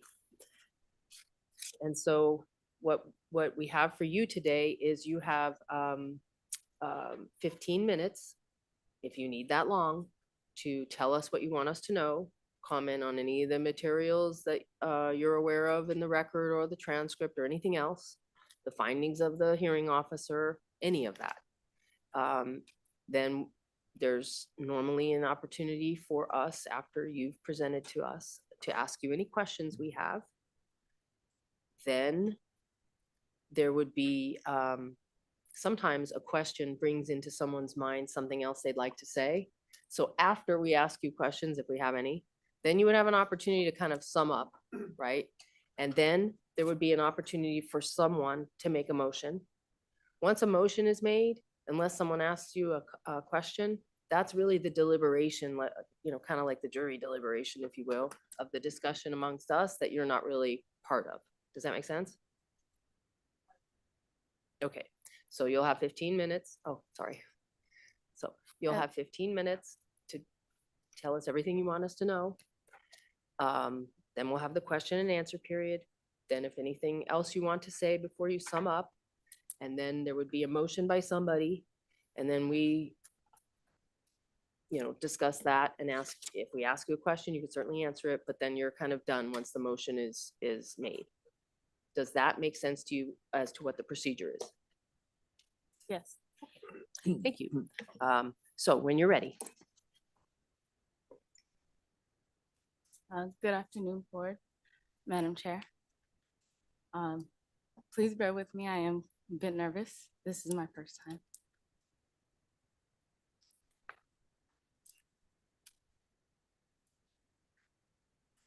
I did write out a statement that I wish to read to the board.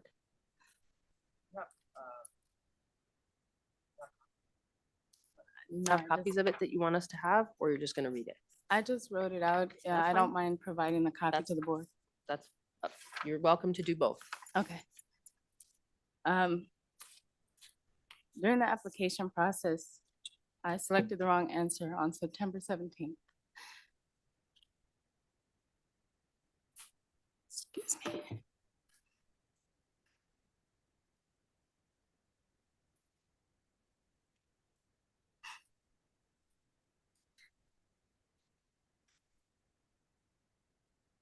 This was a genuine mistake made without misleading or misrepresentation of any information.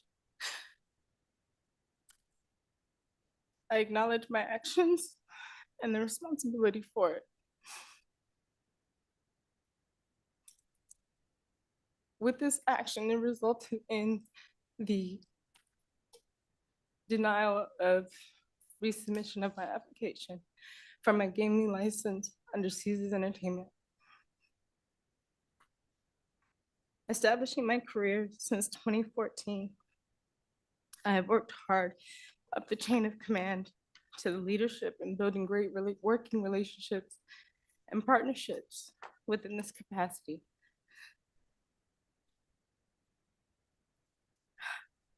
As a single mother of 3, I display and demonstrate upholding high standards of responsibility, integrity, and compliance.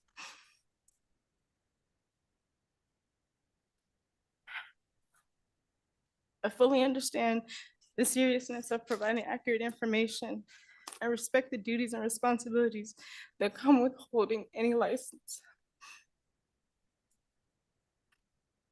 I respectfully ask the board to reconsider my longstanding years of compliance, professionalism, and dedication, not only to continue providing within this capacity, but also excuse me, but also for my 3 children whom I love and care for deeply and solely.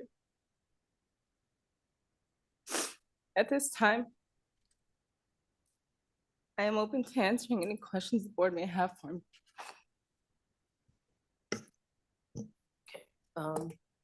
And so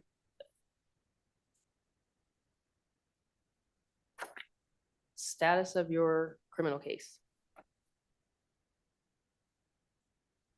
The current status is dismissed of Justice Court in April 22nd of 2025. And I was notified earlier this month, approximately June 6th, that it was under Markham notice and has went to district court. So were you appointed an attorney or did you hire one? At first, I was appointed an attorney and then I obtained a personal counsel. Okay. And do you mind me asking who your personal counsel is? Benjamin Durham of Durham Law Firm. Did you ask Ben Durham? Did you tell him you're coming here today? I did not, only because without work, I don't have the finances for him to represent me here. Right. No, I just meant just coming here at all. Oh, no. How about the previous hearing that you went to when you spoke before the hearing officer? With that, it was an additional charge. Again, that hearing with GCB was on or about March 11th. And they did mention that it would be an additional cost. Right. Again, being that I was removed from my position at Caesars Entertainment back in January. Okay, so I think let me back up and explain why I'm asking and then maybe give you some context. Ordinarily, while you are either still fighting a criminal charge or potentially going to have a criminal charge, you know, your lawyer knowing that you're going to go somewhere and talk about it on the record, recorded, is something that person usually needs to know. Not to come there and defend you, but to give you advice about whether that's a good idea or not. Do you understand what I'm saying? Yes, ma'am. So most lawyers will tell their clients, don't talk about the case or anything or anyone who has anything to do with this case until we're done with the case. That's normally what they'll say. That's why I was concerned if you'd even, not that he has to come here for you, but does he know you're here? Because when you get a Markham notice, that's a notice that it's not going away, right? Yes, They're ma'am. going to seek an indictment against you.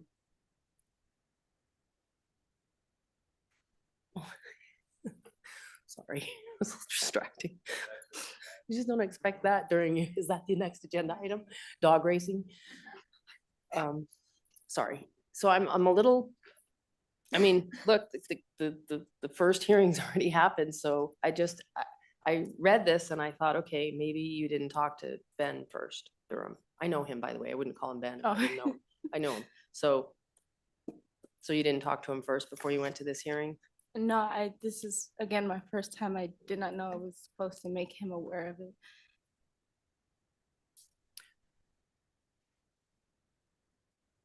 Because, you know, I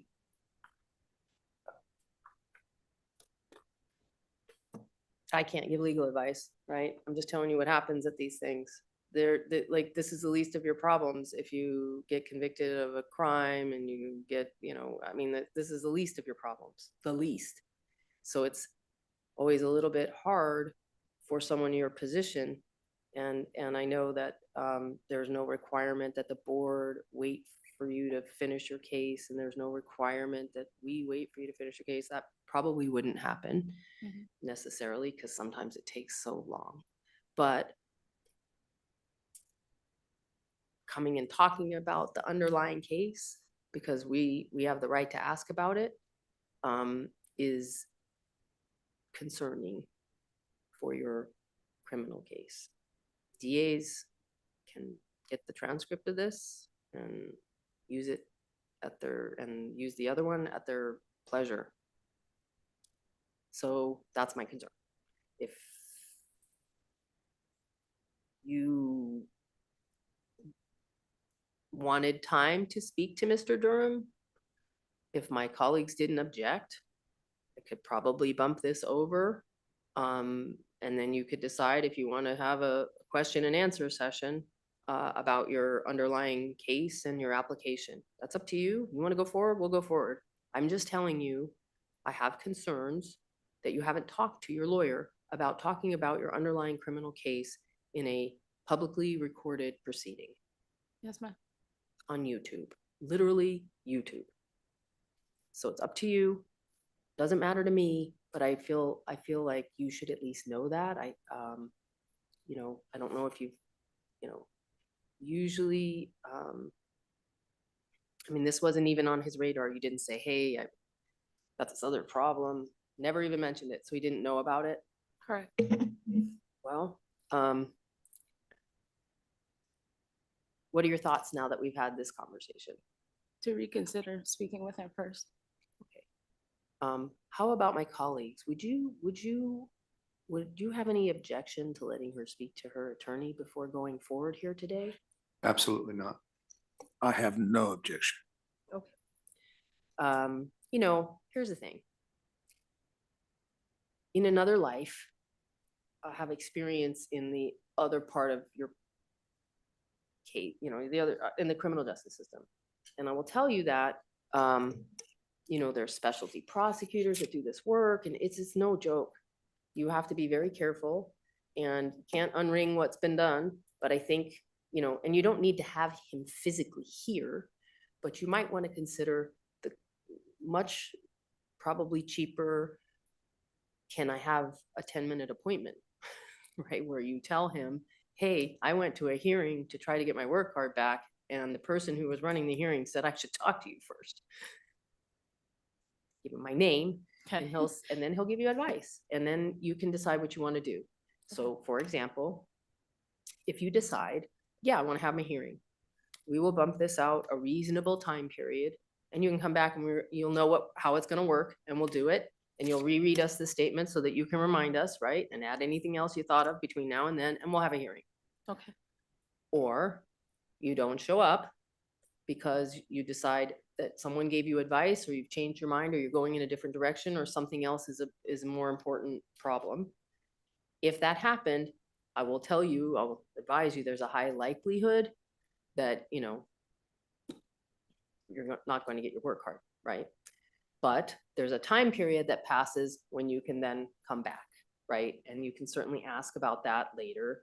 I don't want to go through every possible outcome when you haven't decided. But that information is available from staff, right? What your options are. They don't give legal advice, but they can give you the procedure and the rules and the statute and show you this is when you're become eligible again. So it's up to you. It doesn't matter to me, but I do have concern in light of my prior life, right? Where I was a judge and I would have said, what are we doing today? Right? And so I just want you to check with your attorney. I think that's really important. And then you can have a comfort level, make your decision. And if you want to go forward, we will. Yes, ma'am. Is that okay? Yes, ma'am. Okay. Is that all right with my colleagues? Yes. Okay. So what do you think? I would suggest to you 60 days. Seems like a really long time, but let me tell you why. Number one, Ben Durham could be busy. He could be on vacation, right? You could get indicted. A lot of things. But the most important thing is we're in Carson City next month, and you're not going to come to Carson City. It would be nicer to have you in person, right? And so you could come by video, you could come down here, or you could Zoom.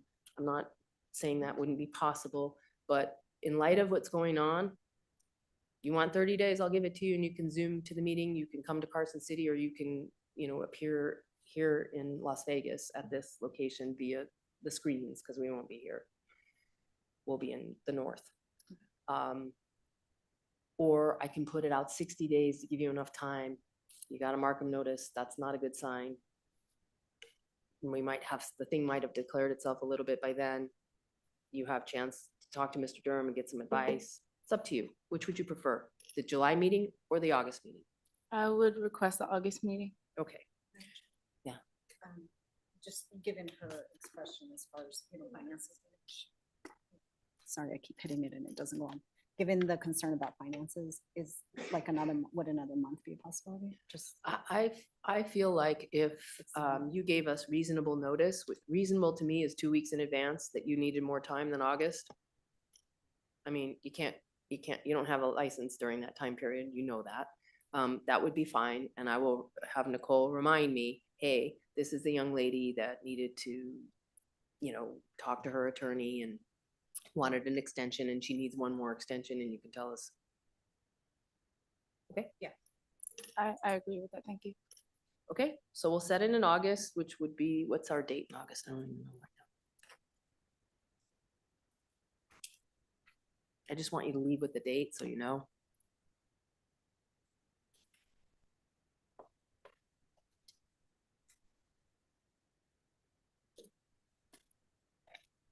Okay, August 21st is your hearing date before us.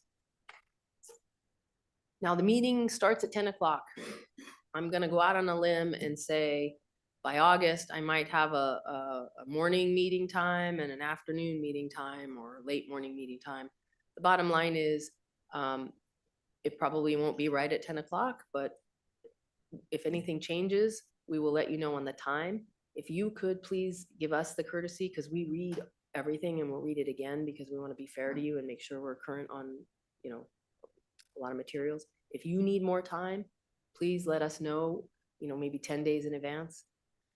May I ask exactly 10 days before the 21st? Correction is the 11th. Sure. I don't have my phone up, but is the 11th a weekday or weekend?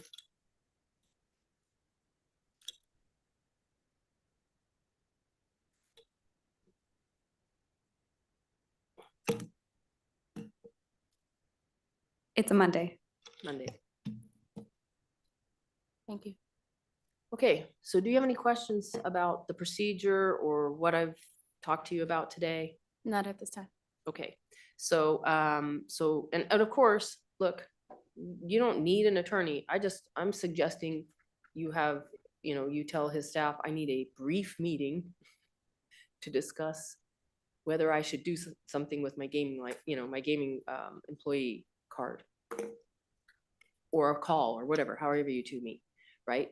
And so that's my suggestion. And then, you can let us know if you want to proceed. Yes, ma'am. Okay. All right. Thank you. Thank you for your consideration and time. Thank you. Thank you, Ms. Lewis. All right, Madam Secretary, that I think brings us to our next agenda item, administrative reports. Correct. All right. So we'll start with our new chairman. Thank you. Thank you, Chair Togliatti and members of the commission and my fellow board members. First of all, I want to thank you all for your warm welcome to this august body, and I look forward to working alongside each of you. I do want to take my turn to thank former Chair Hendrick for all of his exceptional service to the state of Nevada, both as board chair and then when I work with Kirk during our time together at the Attorney General's office. Kirk accomplished so much for the state of Nevada, and these are truly big shoes to fill. On a personal note, I want to thank him for his generosity during this transition to make it as seamless as possible. Okay, now on to some business. I can report that the 2025 July Nevada Gaming Control Board meeting will be held in Carson City on Wednesday, July 9th, with non-restricted items beginning at 9 a.m. and restricted items beginning at 1 p.m. The non-restricted agenda has 7 total items and the restricted agenda has 6 items. That's my report. Thank you. Thank you. How about from the Attorney General's office today? No, nothing today. Thank you, Madam Chair. All right, thank you. This time, Madam Secretary, if we could close with our last agenda item, public comments. This item is placed on the agenda to give the public an opportunity to comment on gaming-related matters. I will first go to Carson City, where there appears to be no one present to make any public comment. And there's also no one here in Las Vegas present. Although I did want to note for the record, in Las Vegas, we did receive one written comment from Albert Cino III regarding non-restricted item number 7, and that written comment will be made part of the record for today's meeting. Okay. Thank you. So with that record, it appears there's no other additional. Madam Chair. Yes. If I might, I Sure. just want to also welcome Control Board Chair Dreitzer. You do have big shoes, but we have no doubt that you will fill them wonderfully and ably, and welcome. I've got two other comments I would like to make. One is, this was a staff-heavy meeting. Those first items in the private equity issues were terribly complex. And I don't know if they're still listening, but there was just a tremendous effort, and it was of excellence by staff. They always do it month in, month out, but I just think some of the items this morning were particularly challenging, and they did a great job. So kudos to them. And my next comment is probably directed towards the Attorney General's office. I was recently at a IAGA meeting, and one of the substantial conversations was Kalshi.